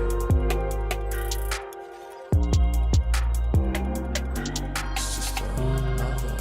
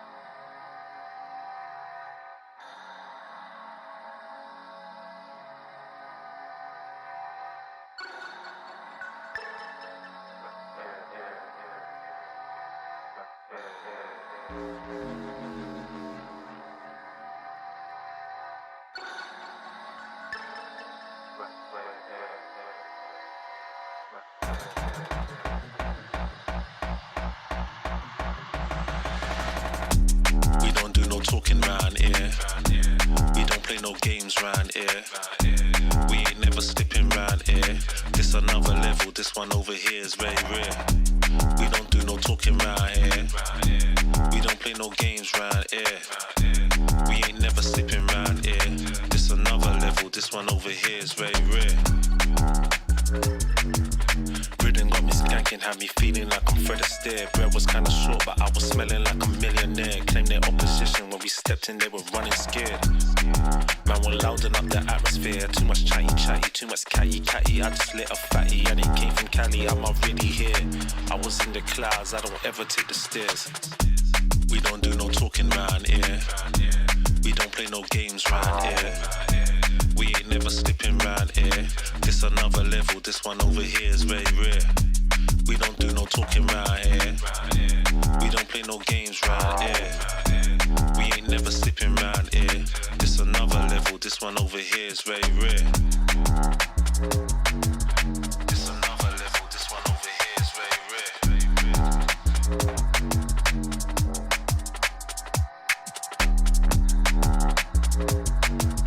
This another level, this one over here is very rare.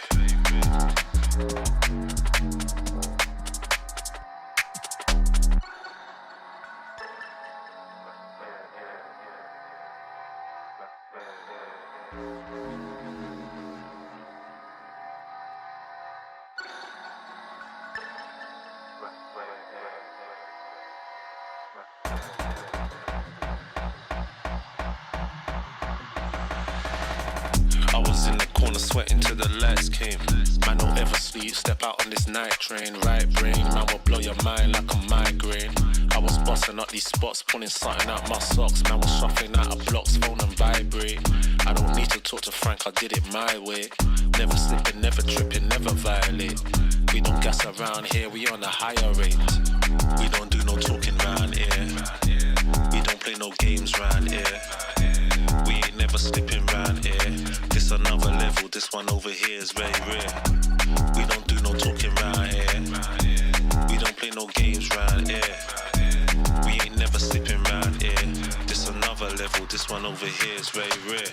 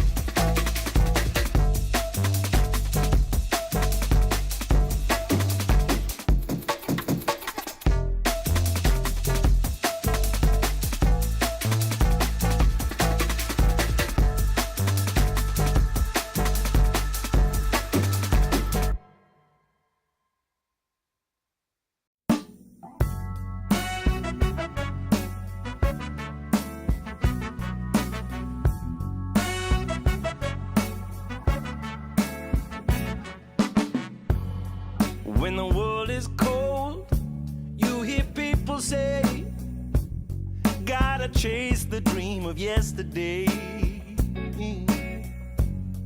But the stories told, the golden memories, ain't a truth but just a fallacy. But there's hustlers, stealers, liars out on this road, and they'll feed the fire and watch it all explode. Gotta put those flames out before we burn it down. Gotta plant new seeds in this ground. Don't let yourself be troubled or think on yesterday. Keep on moving, come on, don't stand in my way. Some people wanna pull you under. Some people wanna make you cry. Some people rolling in like thunder. We gotta fight the feeling, we gotta do it right. If the hustle and grind breaks your stride, do you turn and blame the other side? If the hustle in your mind makes you decide, it will crack and strip you of your pride. Oh, but there's hustlers, stealers, liars out on this road, and they'll feed the fire and watch it all explode. Gotta put those flames out before we burn it down. Gotta plant new seeds in this ground. Don't let yourself be troubled or think on yesterday. Keep on moving.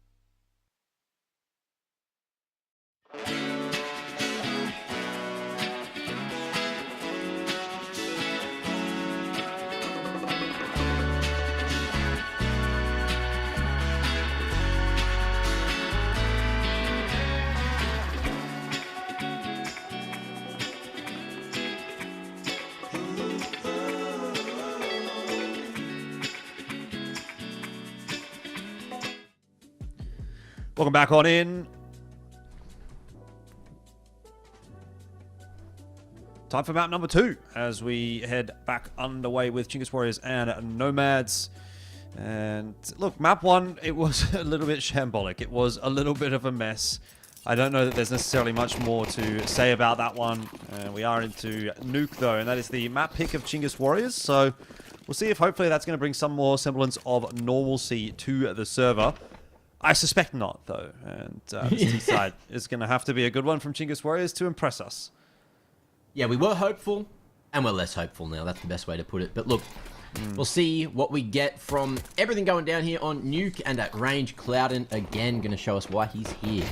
A couple of shots. Hanks from the top of Hut. Able to find yet another, and it's looking awkward. Randy having to get another magazine in there, but he won't have the time. He gets dealt with. Clouden again making it work from up in the heavens, and now both T's remaining here on the A site, looking like maybe they want to go down the vent, but they won't be able to. Snatched away. Paranormal and Cloud and get it done from heaven.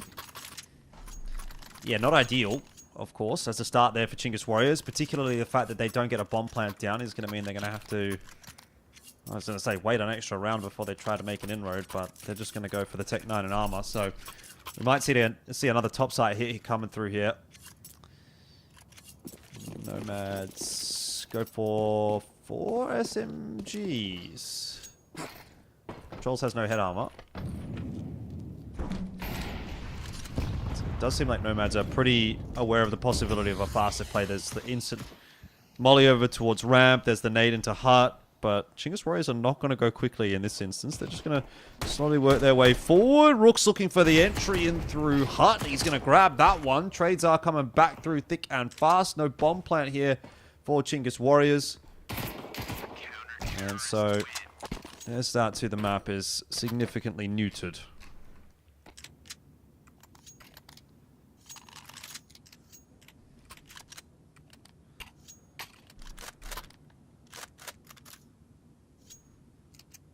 All right, into the third.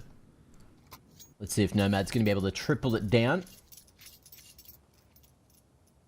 What ends up happening here? Chingus Warriors will upgrade to a couple of Deagles, see if they can get some extra financial damage done to that CT economy, which, you know, works for them in the long run.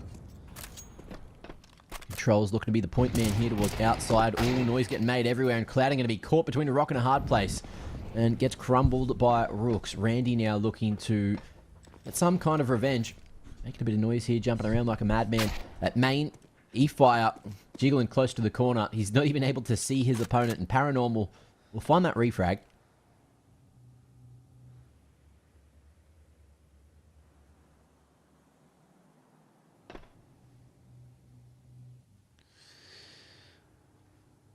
Yeah, again, Chingus Warriors just going to take this one slow and see if they can find a couple of inroads somewhere.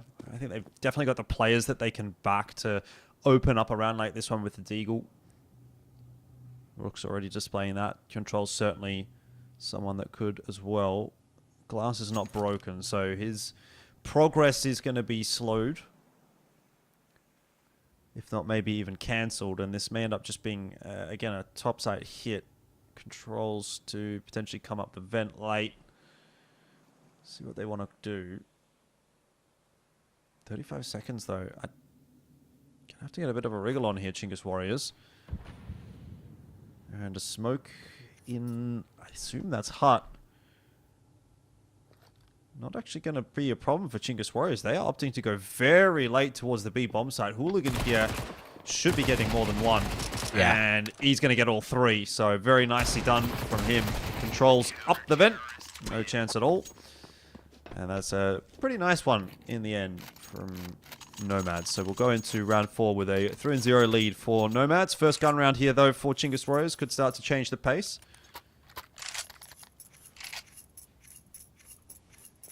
Yeah, we'll see what they opt to change and what they opt to do. Still going to be buying down to, yeah, a couple of MP9s still in the vicinity there for Nomads. So we'll see what they opt to do with those. It's on Randy and Hanks. Where are they? So one towards ramp, one towards Hut. Not a bad place to have it. Oh, they got the fake molly. They're going for the lobby crunch, and the T's are far enough away to hear this. Give the map control, but happily speed things up over towards Secret. And that B site is open for the taking. Yeah, nice opening from controls. Paranormal working his way down onto B. He's making a lot of footsteps. Rooks should have heard that. And he will wait for his teammate, but they peek in a line behind one another, and it just gets all a little bit gross and messy. Chingus Warriors, again, finding a way to grasp a defeat from the jaws of victory. We've said it so many times, but doesn't seem like a whole lot's going to be changing here on Nuke. Hooligan, spotted out by controls, so his patience is rewarded. And you would think an opportunity to go back up to A, but unfortunately the bomb is down here on B, and that is still unretrieved yet by Chingus Warriors. So they're going to have to take this fight to Paranormal, but it is an isolated fight. They can take him out, bring it back to 2-on-2. Maybe they could even go A now that that bomb is retrieved. Well, Randy made a couple of steps. Haryuku punishing him for that. Hinks now with a grenade in hand could do a lot of work. That nade's going to kill the controls. He's dead. But Haryuku can lurk out with that smoke, so he'll be able to try and find Hinks. Or maybe just collect that bomb and go back up to A. That's a really good choice. Yeah, seems to be what he wants to do. Jumping around, making a bit of a noise on the approach. And Hanks has started to cheat his way back towards Hell as well. Haryuku, planted for main. I thought he was going to go for the wrap to heaven, which could have been intelligent. And Hanks still making a bunch of noise, trying to bait out any aggression. And there it is. Haryuku is the sound cue that he needs. And Hanks is just running for dear life. He's got that kit. And if he can manage to clear out main here with this wrap... Oh, he won't. Yeah, that time's going to tick a little bit too far away. Taps it, sticks it, and it's not worked out. Haryuku takes the head off him. And that's how Chingus Warriors get their first round, but it was a costly one. Yeah, very nice round, though, in the end. I mean, Haryuku, good clutch from him, you have to say. Costly, of course, for the T side, but costly as well for the CT side. It kind of puts them in a level of parity where for both teams, this will be essentially a reset round if they lose it. A little bit more to play with for Chingus Warriors on the loss bonus side of things, and if they get the bomb plant down, maybe there's some implications there as well, but certainly not going to be a fantastic fight for Chingus Warriors if things go wrong here, and the same could be said for Nomads. Is going to be an A hit and E fire with a labored spray. We'll get the opener, but it's a tough round here. There's a player on top of Hut. Somehow Randy hasn't actually found Haryuku, and again, numbers deficit for Chingus Warriors to try to negotiate. Controls is about to get a freebie, or maybe not. It's a bit unlucky for him. Paranormal didn't go around that corner as much as he thought that he would, so in the end, Nomads, it does look like, are going to be able to pull off this round, but see what Haryuku has to say about it. He's going to drop down the vent right into Hooligan. No good. Yeah. No good indeed.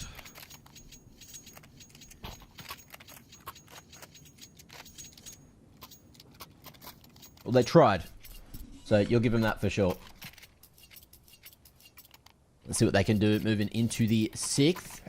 And if they get themselves another opportunity for Chingus to get this round on the board, they're going to be buying mostly in, giving themselves like some breathing room to get another pistol buy on the board next. Anyway, it's weird. And there's some utility, so it looks like they have a game plan, and it's going to be faster towards at least Hut. I thought Haryuku was smashing it straight out A, and he will on a timing. The flashes all getting dodged, and the bomb now dropped just outside of Squeak. So things getting weird. 2 CTs that were here on A, they've been deleted. And there's a world where Chingus can get this done on the low buy. Yeah, it shouldn't really be possible. I mean, Nomads have been pretty good up to this point about clearing out this A-bomb site, but that round they just get absolutely wiped. And Chingus Warriors back in 1 round sooner than you might have anticipated. It's going to be an absolute shocker for the CT economy as well. And this might be the turning point for the half. It has felt like Nomads have been on top, but that might not last if Chingus Warriors are able to get through this round okay. It will be a full investment from Nomads, as much as they possibly can put in. They do have an AWP, which might be a little bit unexpected on the behalf of Chingus Warriors, but this is for all the marbles. Chingus Warriors really looking to equalize numbers if they can get this round over the line. Oof. Cheeky bit of damage. Cursed will be able to make his way to Secret if he wants, but goes through the diags instead, and it's Yard that they're after. Spraying over towards main, making a huge amount of noise, but Paranormal gifted that close range engagement as well as an upgrade. I don't know if he's got his mitts on it yet. Doesn't seem to have. Just making sure he wasn't getting wrapped on. And yeah, I don't know if he's going to commit to going for the rifle just yet. He's too worried that there is going to be that play out towards main. In the meanwhile, Control's going to be able to take Clouden out of the mix, and things getting ever so awkward. Paranormal. I do like this reposition. You can deny any rotation towards Hellside for Cursed, but that's not where he's going. It's main that he's after, and there is a fast flank for two of these CTs over towards this position. Hooligan has been seen in the vent, and a lot of noise getting made. He almost gifted, was gifted an opportunity there, but things getting awkward as hell. It's going to be fight for Nomads. They get it done, and look, their pistols get upgraded to many, many things, including an AK, the AWP there. They're going to be happy as anything about that one. Yeah. I mean, it keeps Nomads on top for sure. Chingus Warriors, bit of a fumble there. That was their chance to get back up to control of this half. They would have been 4-4 because it would have been a full reset, full eco for Nomads had they lost that round. They had 1,900 loss bonus, I think, and they were pretty much down to $0 in the bank account. So you wouldn't have been seeing any upgraded pistols in this round had Nomads lost the previous. Not the case, though. And Chingus Warriors going to have to work a little bit harder on this T side. But again, it is their map pick, so they should have a couple of options in the back of their mind.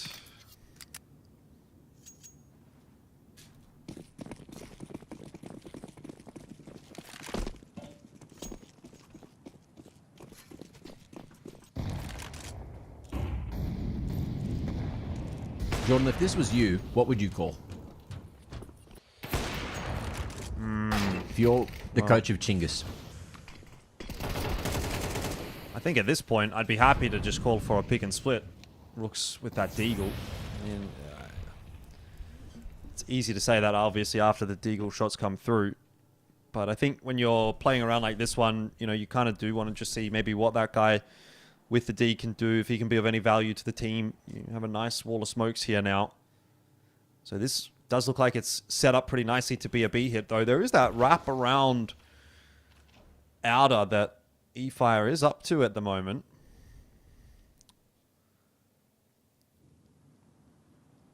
Chingus Warriors could definitely slow this round down a little bit, and I think that's what they are doing.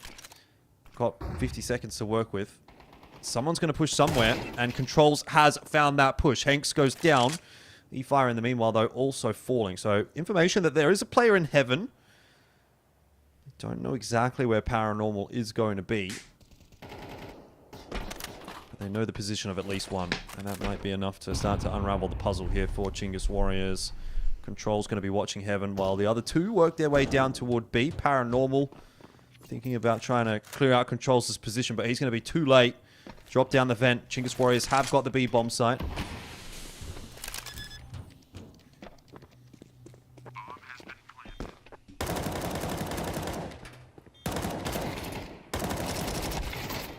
Weird situation coming in through single.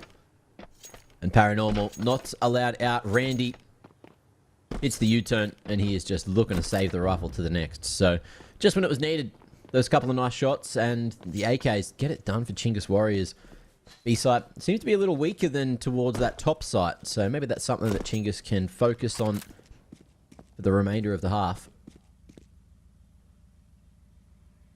Save this one. Looking at the money there. Nomads probably not going to be buying into the next, although you say that, they might still be buying because they're winning these pistol rounds and managing to find themselves in weird positions. Controls going down with the ship, which will have an effect on that economy. You can see he's gone down to the Galil, and everyone else having to reinvest and toss across means there is still a chance if Nomads force in here, they can bring this back even more heavily in their favour. Still a chance for 9.5, and they've gone for the force. Yeah, definitely. I think there's every possibility that Nomads can win around here. Like, the way that this game has been playing out, not even just Nuke, it's just been an absolute mess. So, you know, go for it, I reckon, is what I'd be saying.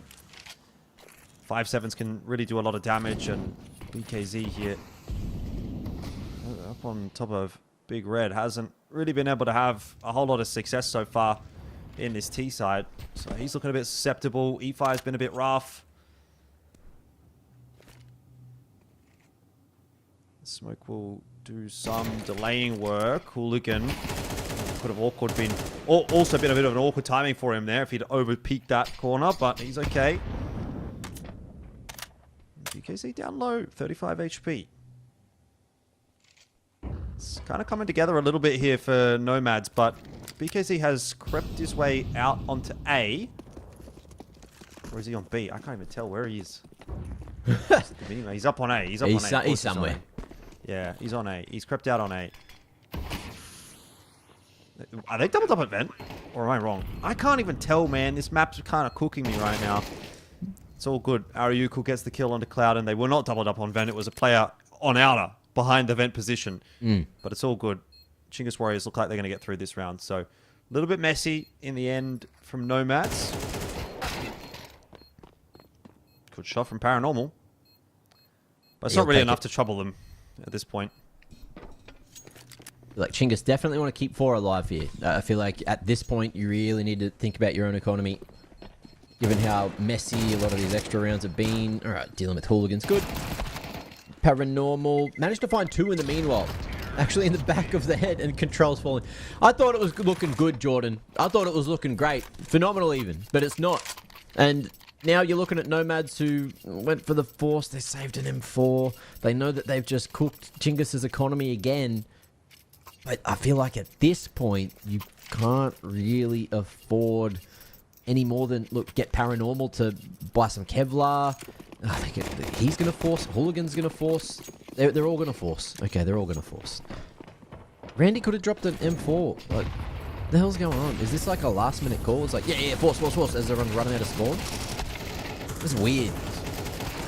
Yeah. Oh, no. Cloudon's got away with the second one here. E-Fire, you've got to be finding these... Paranormal's got the trade for Chingus Warriors, and Hooligans also killed BKZ. Ah, man. Bomb plant's going down on B. Is this a good result for Chingus Warriors in the end? I guess. I don't know, bro. 2v3, though. Somehow is getting more and more messy as the rounds go on. Yeah. Hooligan's making so much noise on ramp. He should just be a dead man. I mean... What's going on here? What is going on? But he's trying to jump into Megaton with an orb. Weird. Weird stuff. Chingus Warriors win the round, though. All tied up at 5 apiece. And Cloudon on 4 points of health is running away audibly. E-Fire should be able to hunt him down, although, as mentioned, you want to keep your weapons alive. And, yeah, with where the plant was, there's no surviving there. Unfortunate for Cloudon. If he was going loud, you may as well just run to CT where you are safe. You know, it's just like, min-maxing wise, neither of these teams are doing it. I'm having an aneurysm. I'm going to sit further away from the screen, I think. Need like a better view of the map.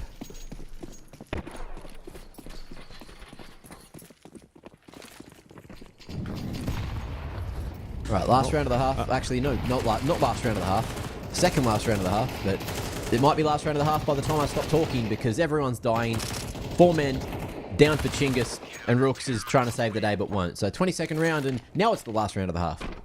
No, it is. You're right. It's just W key everywhere, bro. I don't know what to say. This is bad Counter-Strike. Yeah, well, yeah. Which, it's so...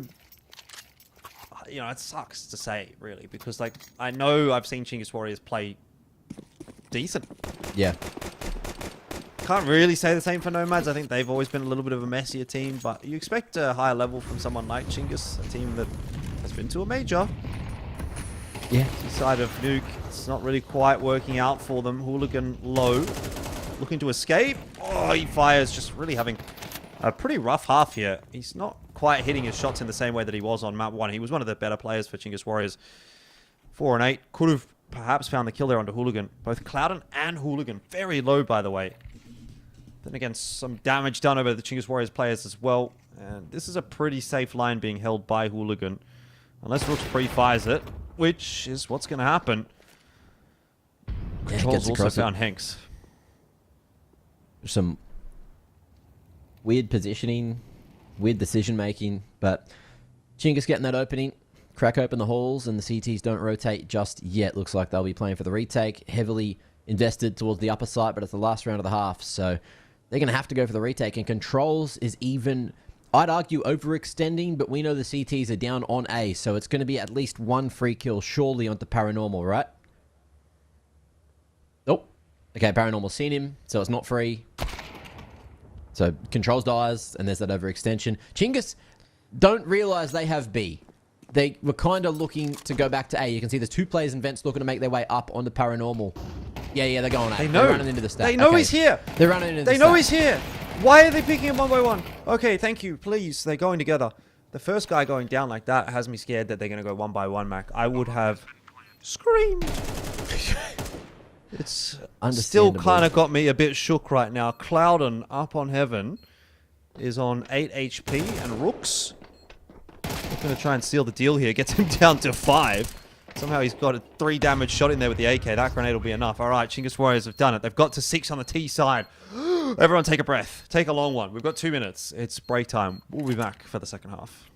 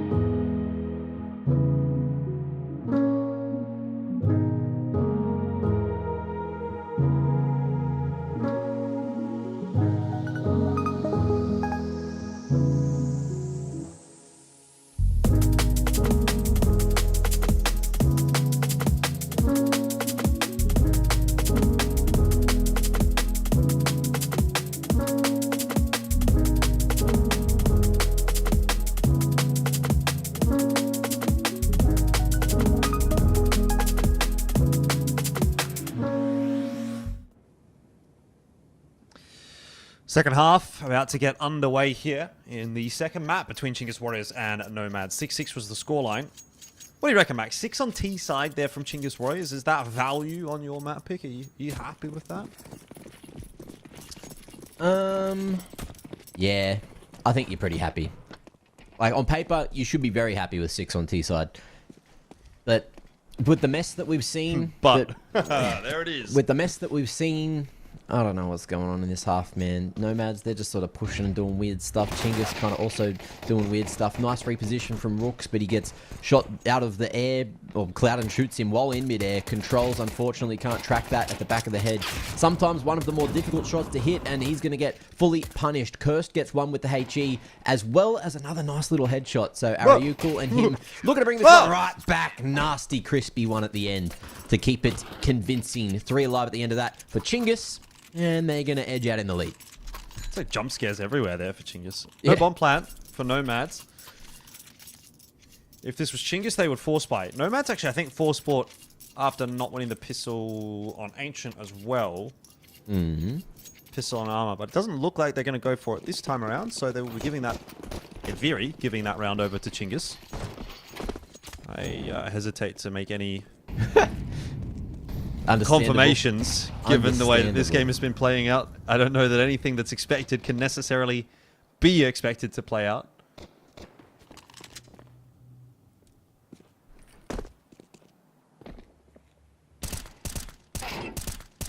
Oh, cheeky dink. That's not what you want. Cursed. Gonna be domed at range. Little double dink with the Glocky Poos, and MP9 mops them up. So at least the money's going on the right people, on the right weapons. Paranormal, though, gonna be able to afford them a little bit of extra utility. Maybe a better buy in the next with this plant. And he's just gonna lock the door, hope to hide. Oh, oh, no, no, no, get me out, get me out, bro. What is going on? Bro, he went. Did they not? He went burst mode. He got 2 with the Glock bursting. Ay. It's all right. 8 is up for Chinggis Warriors. It could have been a little bit better. They could have had a couple more guns here, but hey, the rounds. Honestly, I don't even know if the money at this point in this game really matters all that much, because it just feels like it kind of doesn't matter what guns you have. The round is going to be messy. It's going to be chaotic. There's going to be kills everywhere. As long as you're getting the rounds really feel valuable. Just having a little bit of a buffer zone for the inevitable shenanigans that is going to occur. But we'll run back on into round number 15 here, and Nomads have their first gun round of the second half. BKZ. Might be seeing something more from him. Only 5 and 12. He's been, I thought, quite good with the AWP over the first couple of days, but has been missing a little bit here on Nuke. That's a good tag onto Hooligan.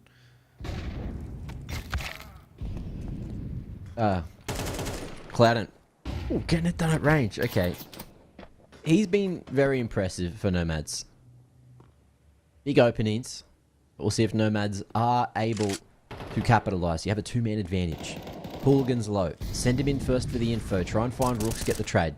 But that's not going to happen. They're going to leave him to lurk super late at outside. In the meanwhile, they walk and take isolated fights on CTs that they aren't aware of the position of. And now they know. Rooks jumping into Paranormal, who's got full ramp control. Where's the bomb? It's down on B, and it's getting planted finally.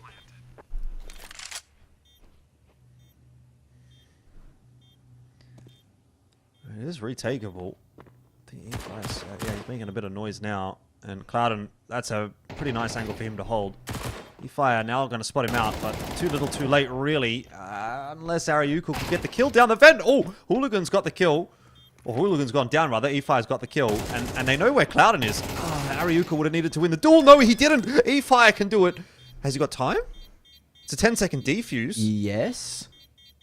I don't think I heard the double beat. He's fine. He's good. He's fine. Everything's okay. Everything's fine, Jordan. Let's just calm the helly down, please. I can't, man. Every single one of these rounds, even if they're like a different circumstance, it feels like they play out the same way. You know, it's just like trade.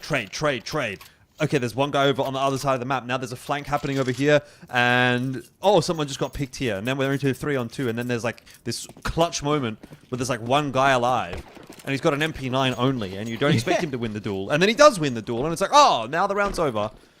What have I just watched? And then that's every round. Can't I just have one normal round of Counter-Strike tonight? Is that too much to ask? I think it is. I think it is. Well, Diag's getting thrown. Nomads with that decent utility usage, but it gets cracked instantly. Cursed. Mickey's going to want to wait a little longer next time. Good flash to try and set up controls, but I believe Hooligan has seen him, or at least the player on silo might have.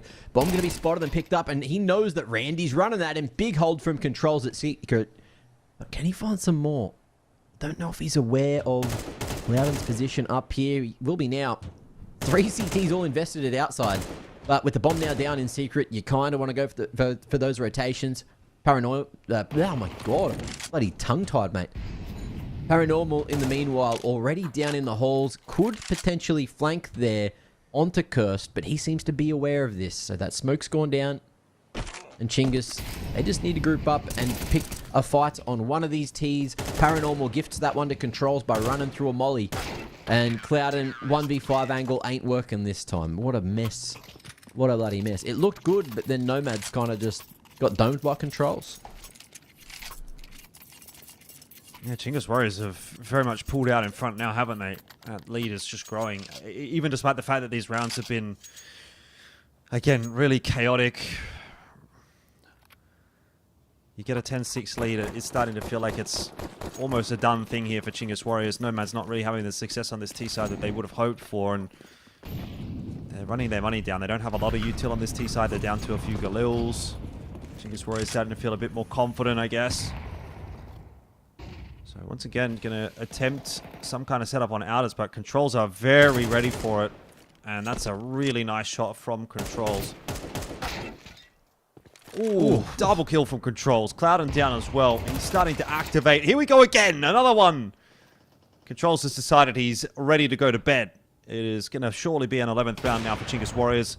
Good shot from BKZ. And this might be the straw that breaks the camel's back for Nomads. If that 4-round deficit wasn't enough, a 5-round deficit with 5 guns alive for Chingus Warriors as well. And some upgrades too. Yeah, this is looking like it's going to be pretty tough to come back from for Nomads. Yeah.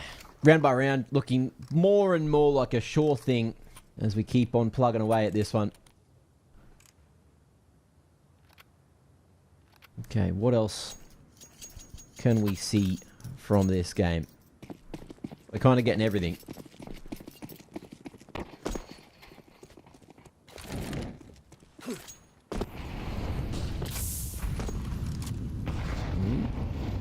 Okay, aggression at out is not going to be spotted by the Seas. Actually, it will, because only one of the smokes, actually it's the main smoke, not the diags that are thrown. They're trying to go for the rapid yard. See you later, Cursed. But he's at least gone 1 for 1. Ariukul in the meanwhile just going to be walking through the smoke, catching a timing, dipping his head right back towards the A site, which has more reinforcements than that B site right now. Hooligan going to be able to fall. Bit of damage onto Ariukul at least to try and allow Hanks an opportunity here, but that one bullet will get it done, and I don't think he's ever going to clear CT Vent at that point. Nice timing on the swing from Rooks to get a 12th secured, and this half has been terrible for Nomads. Not a single round gained so far. They got the max round loss bonus, so you know they're going to be buying again into what should be the final round of the game, but who knows, Jordan? Who knows? Yeah, this is unfortunate for Nomads. It's been a pretty good effort, honestly. Map 1 not quite going their way. But map 2, it's definitely slipped away from them in a pretty substantial fashion. Had they been able to pick up map 1, I don't know that they would have won here on Nuke. This T-side is really leaving a lot to be desired, but maybe a third map, things could have been interesting. It doesn't feel like we're going to get there now. eFire has started the account onto Hanks, and this might be the nail in the coffin. Nomads down 2 players. 3 more to find for Chingus Warriors, but Hooligan is causing some chaos outside. So it might not be done just yet. eFire's low. And Chingus Warriors don't have a whole lot of map control here. They've got 2 players on the A bomb side. Ariukul's able to win himself a duel. But Outers is well and truly the domain of Nomads at the moment. Rooks. Oh. Okay. Going to be timed into oblivion. 2 bullets can finish off these final 2 members of Chingus Warriors. Ryukul just going to tuck away towards Tetris and eFire. He's thinking about looking for some info towards Hell. Nomads with 50 seconds have to play shortly. But for the moment, they're just going to let that time tick down and see if Chingus walk into their crosshairs. As this story ends, eFire is actually now in a spot where he could stop the cross to main, but Hooligan has cleared him at the perfect moment, and with 30 on the clock, they know Ariukul is that main player. He's been there all half, and they're going to walk straight towards him. 20 seconds, Ariukul about to win the 1v2. Unless. Unless I say All right. 1 more in the back pocket of Nomads, but they still need 5 in a row. And then the OT. Money's still healthy enough here for Chingus to put together something. It's going to be an auto shotty and an MP9 there for Controls to round out the buy. But honestly, I don't hate the auto shotty, actually. Especially on Nuke. I feel like it's actually very viable. Yeah, when you're playing like top heart or in heart. For sure. I might agree with that. It's one of them things where, especially the fact that it is like fully auto, you can just hold it down, pump some crazy damage at close range. And in CS2, especially on a map like Nuke, where you got those smokes in the chokes that go crazy, you know, the croc, it creates big holes in these smokes. You can get extra information. So it's got a few things going for it in CS2. More so, I'd say, than CSGO had. All eyes on Rooks this round. Watch him do nothing with it. Now we've hyped it up. Ah, yes. Another one of these game about to end pauses. Yep. Love Yeah. these, The classic. love these. Classic, isn't it? Yeah. Aye. Asia CS4s. Hey, it's all good. Well, we've got the time. Let's check in with the other matches and see how they're going. I know Semperfi went down in the first map to Hotu. Looks like map 2 is about to finish in the favor of Hotu as well. So that would be Semperfi going down 2-0 into the lower bracket. Hell yeah. In the lower bracket, IHC look like they're going to dispatch of Fengda. And right now, OT on map 2 between UR and X-Talon, a map that X-Talon have to win if they want to stay in the qualifier. They did lose map 1. So, not looking like a great day at the office for the Aussie teams. So we did see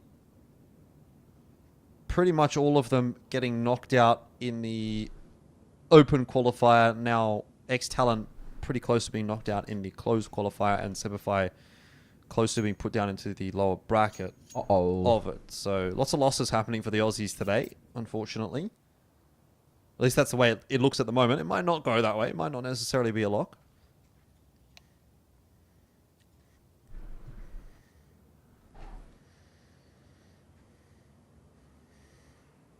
I'm told this is a small tech pause. Shouldn't be too long. So that's good. Bro, I've had some weird stuff going with my CS recently. Like, there was a point where it went onto my wrong screen, like my upright screen, and no matter what I did to get it back onto my main screen, because it thought it was like 1920 by 1080, but like tall-wise, it just wouldn't even stretch it or do anything and work on my screens. So the workaround I had to end up doing is going... You remember how you used to have to put your resolution in your launch options? No, can't relate. Wait, sorry. When you had your resolution in your launch options. Yeah. Yeah, I remember. Yeah, well, I had to do that again. I had to like roll back the years. Why? Get that up. Huh? Why? I told you, because it was trying to launch on like the wrong monitor. For some reason, it was But selecting... why was it doing that? I don't know. I don't know if it was the graphics card having a crazy moment or if it was something else, but Did you try turning it no off other and game on ever again? does this. Somehow it just got on the wrong screen. Anyway, I had to do that, fixed it, did the old Windows shift, and then I think it's like right arrow to push it back to the right screen. And yeah, I don't know. I lost 70 elo from it. It fucking pissed me off, I'll tell you that much. Because I couldn't connect to the game. There you go. That's 3 hours of work in the bin, Jordan. Well, luckily, we are back underway here for, again, what may be the final round of this game. Chingus Warriors will certainly be hoping so, because if they don't get it done here, then it's going to take another eco or two. And at that point, it might start getting a little bit too close for comfort. BKZ waiting patiently. Smoke's going to go through peak, though. Oh, just as BKZ unscopes, and I think we may be going another few rounds here. Oh, no. Feels bad for all the Chingus Warriors fans out there. No bads. Finding their second wind. And their backs were against the wall. Who would have thought about it? Who could have called it? I don't know, Jordan. Could you have called it? I don't think so. I would have thought this was getting cleaned up, to be honest, because Chingus Warriors were looking really solid on the CT side. Well, I say really solid. Really solid in contrast to the rest of this matchup so far. Nomads were looking a little bit missing on T side. You know, it was, 6 in a row straight for Chingus Warriors. You'd think, well, they should be able to close this out pretty comfortably. But now Nomad's starting to build a little bit of momentum on this T side. Obviously, it's not too high pressure just yet for Chingus Warriors, but 8's going to be on the board now. It should be a save for Chingus Warriors. So that would be then 9. And it doesn't look like any of these guns are going to go through. Maybe E-Fire can take this AK through. He is being flanked by Paranormal, but 9 shouldn't be winning that duel. And it will be E-Fire to hold on to the AK. So they'll at least have something to play with in the next round, Chingus Warriors. Or maybe not. Yeah, he didn't go down into B. I thought he was going to walk down into B. So in the end, no gun through for Chingus Warriors. And it should be just a full save across the board. 2.4k loss bonus. They can get a good buy. An okay buy next round, Chingus. But this is starting to get tight. Yeah. 4 rounds to work up an economy that doesn't exist and try to get back in the game. Good luck to you. Kind of want to get it done sooner rather than later. Because if Nomads get any sniff of momentum, they are going to find that confidence yet again. And they have found momentum towards that B ramp. They know that it's going to be that low bar for Chingus Warriors. So they are hunting for damage. E-Fire was in front of it, but yeah, running at them with the Zeus sometimes not as effective as just staying in the corner. Unfortunate. 4 big picks and it's just Rooks in a 1v5 angle with the USP. You wouldn't read about it. You wouldn't hear about it, Jordan. I don't think it's going to happen, Mac. Rooks is on his bike. He's not on his bike anymore. Ooh, he's helped out by Hanks. So, a bit of damage in there, but nothing really of note. Another buy to come here for Chingus Warriors, but not a perfect one. Orbs out for BKZ. He does not have any armor. He doesn't have any util. There's not a defuse kit in sight. So there's a few glaring issues with this buy from Chingus Warriors.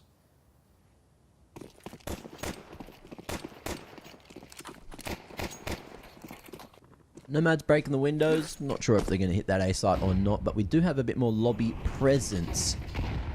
The outside diag wall going to be thrown. But Chingus still happy with the 2-man setup outside. Happy to let Rooks be the solo ramp player, although Ariukal swiftly making his way... Ariukal? Sorry. Cursed. Number 6 for whatever reason. Making his way to ramp and will post up in time. Big pick onto Randy. And E-Fire as well on the offline. Keeps on fighting. This could be the final round. It's looking like we are almost all done here. Clouden alive, able to punish off the back of the shot. And just like that, Paranormal, the double towards the A side. I spoke too soon, Jordan. We aren't done. Yeah, unless Controls get something... I mean, this is actually a really insane timing for Controls. If he just walks all the way in through Hut, or even out through Squeaky, I don't think they're expecting someone to come through from lobby. You'd have no idea that he was here. So he should be at least getting 1 for free. And that would be Paranormal. Ooh, yep, he'll clear out. No, what is going on, Mac? What is going on? Every kill that you expect to go one way goes the other way. It's just a game of Counter-Strike right now. And timeout has to come through here for Chingus Warriors because they've got to wonder, like, what do we do here? I mean, 3.4k loss bonus. Do we just save here and go for the big round at 12-11? That should have been their round. That was a 4v2. That was a 4v2. It should have been their round, but Chingus Warriors are really, really stumbling at the final hurdle right here. I think they've fallen on their face. They've grazed their nose. They're in trouble, you know? That area, I can't remember what it's called, but, you know, if you damage that area, it can be detrimental to your health for a long time. And that's what's going on. Chingus Warriors might be worth, you know, going to the hospital, having a look at what's wrong, because that was catastrophic. Oh well, they're on a half buy, and wouldn't this be the way to close it out, huh? Controls ready behind the diags for anyone to make illegal dry push maneuvers. Nomad's sneaky with it though. Quiet on the back wall, looking to fight Heaven. And we'll get 4 members all into the halls. But you can see Chingus, they've sent 2 down here already. And Cursed with that position at Warehouse can go for the fast rotate and get in on the flank with Rooks if they want to. There's that contact. 5-7 at this range. Could maybe mop it up. Cursed gets big damage. Hooligan. He's going to fall to Randy. And just like that, maybe there's a world. But Rooks is standing in a Molotov. Almost to death. He's assisted by Clouden. Oh, the MP9 gets one. He can't get another one. E-Fire, though, does come through for the trade. And they are aware of where Paranormal was. Are they? They should be. Maybe. E-Fire was watching. Where's the C4? I can't see on the minimap, Mac. Is it literally underneath E-Fire? Maybe? No, I can't see I don't think it's on the map. It's not on the map. It's somewhere, though. It's got to be down here somewhere. Maybe in Vent? Paranormal's going to win the duel. He didn't need the C4. There it is. It was there. Was it? It must have been hidden under the X's. That's the only thing I can come up with. Yeah. Oh, man. Chingus Warriors, they just need 1 round out of 6, and they're not going to get it. Unless they get it here. This is crazy. Why has it gone so wrong for Chingus Warriors? And they've thrown away some pretty egregious rounds, too. That's the other painful point. But could this be an OT? Let's see. Or another heartbreaker for Nomads where they end up losing at 13-11. 13-11. BKZ playing a dangerous game here. Might be better off letting them walk into controls, who will be unchecked. He gets 1 and 2. That's 2 huge kills. The C4 dropped. Surely this one for Chingus Warriors. Clouden being given a bit of a fight. Stop peeking. It's a 5v3. Oh my god. I'm going to have an aneurysm. I can just see that guy going down from in Warehouse and the round falling apart as a result. Oh yeah, you can see that. Oh man. We've seen that a couple of times now. It's been great. It's like booting up a pug. Well, let's see if they can lock it in here. E-Fire playing a dangerous game behind that smoke. Paranormal has been, pretty crucial in Nomad's second half success so far. And him and Clouden are both alive. Hanks, on the other hand, hasn't done a lot this game. So we'll see if he can maybe find some kind of information. Clouden with the bomb could catch a timing here. Controls. He's hard cleared it. He's pulled his knife out just at the wrong time. And Clouden, he's just going to tap him down. Ariuko behind the back vent here. Almost peeking out a little too far.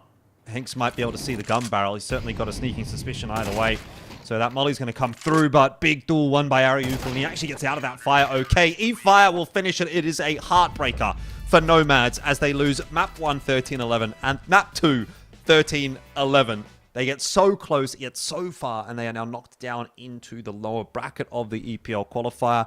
Chingus Warriors will go through as the second team to make it through to the upper final, because Ho2 have finished off their game against Semperfi. But what I'll say, Mac, is, and I don't know if you've seen much of Ho2 play, I think they're actually pretty good. And I think the Chingus Warriors that we saw today has not a snowball's chance in hell against Ho2 if that's how they're going to play. They need to bring a much better game than what we saw in this one here against Nomads if they want to go through that upper final.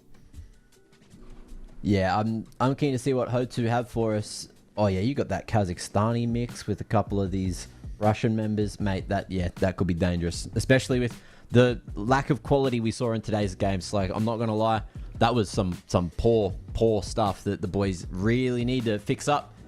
Really need to sort out, especially knowing you're already playing in an upper bracket final. Then not quite ready for the grand final, I'd say. So we'll see what happens tomorrow.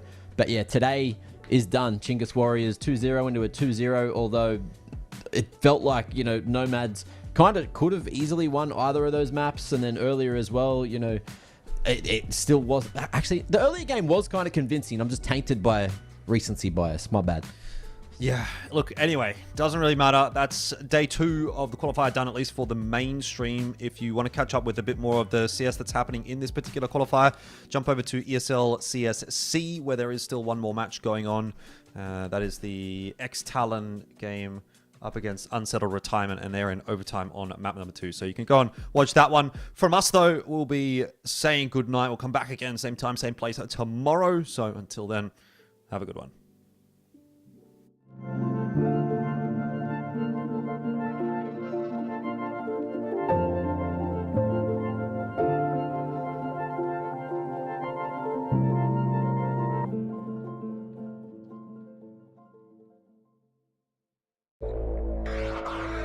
Tonight.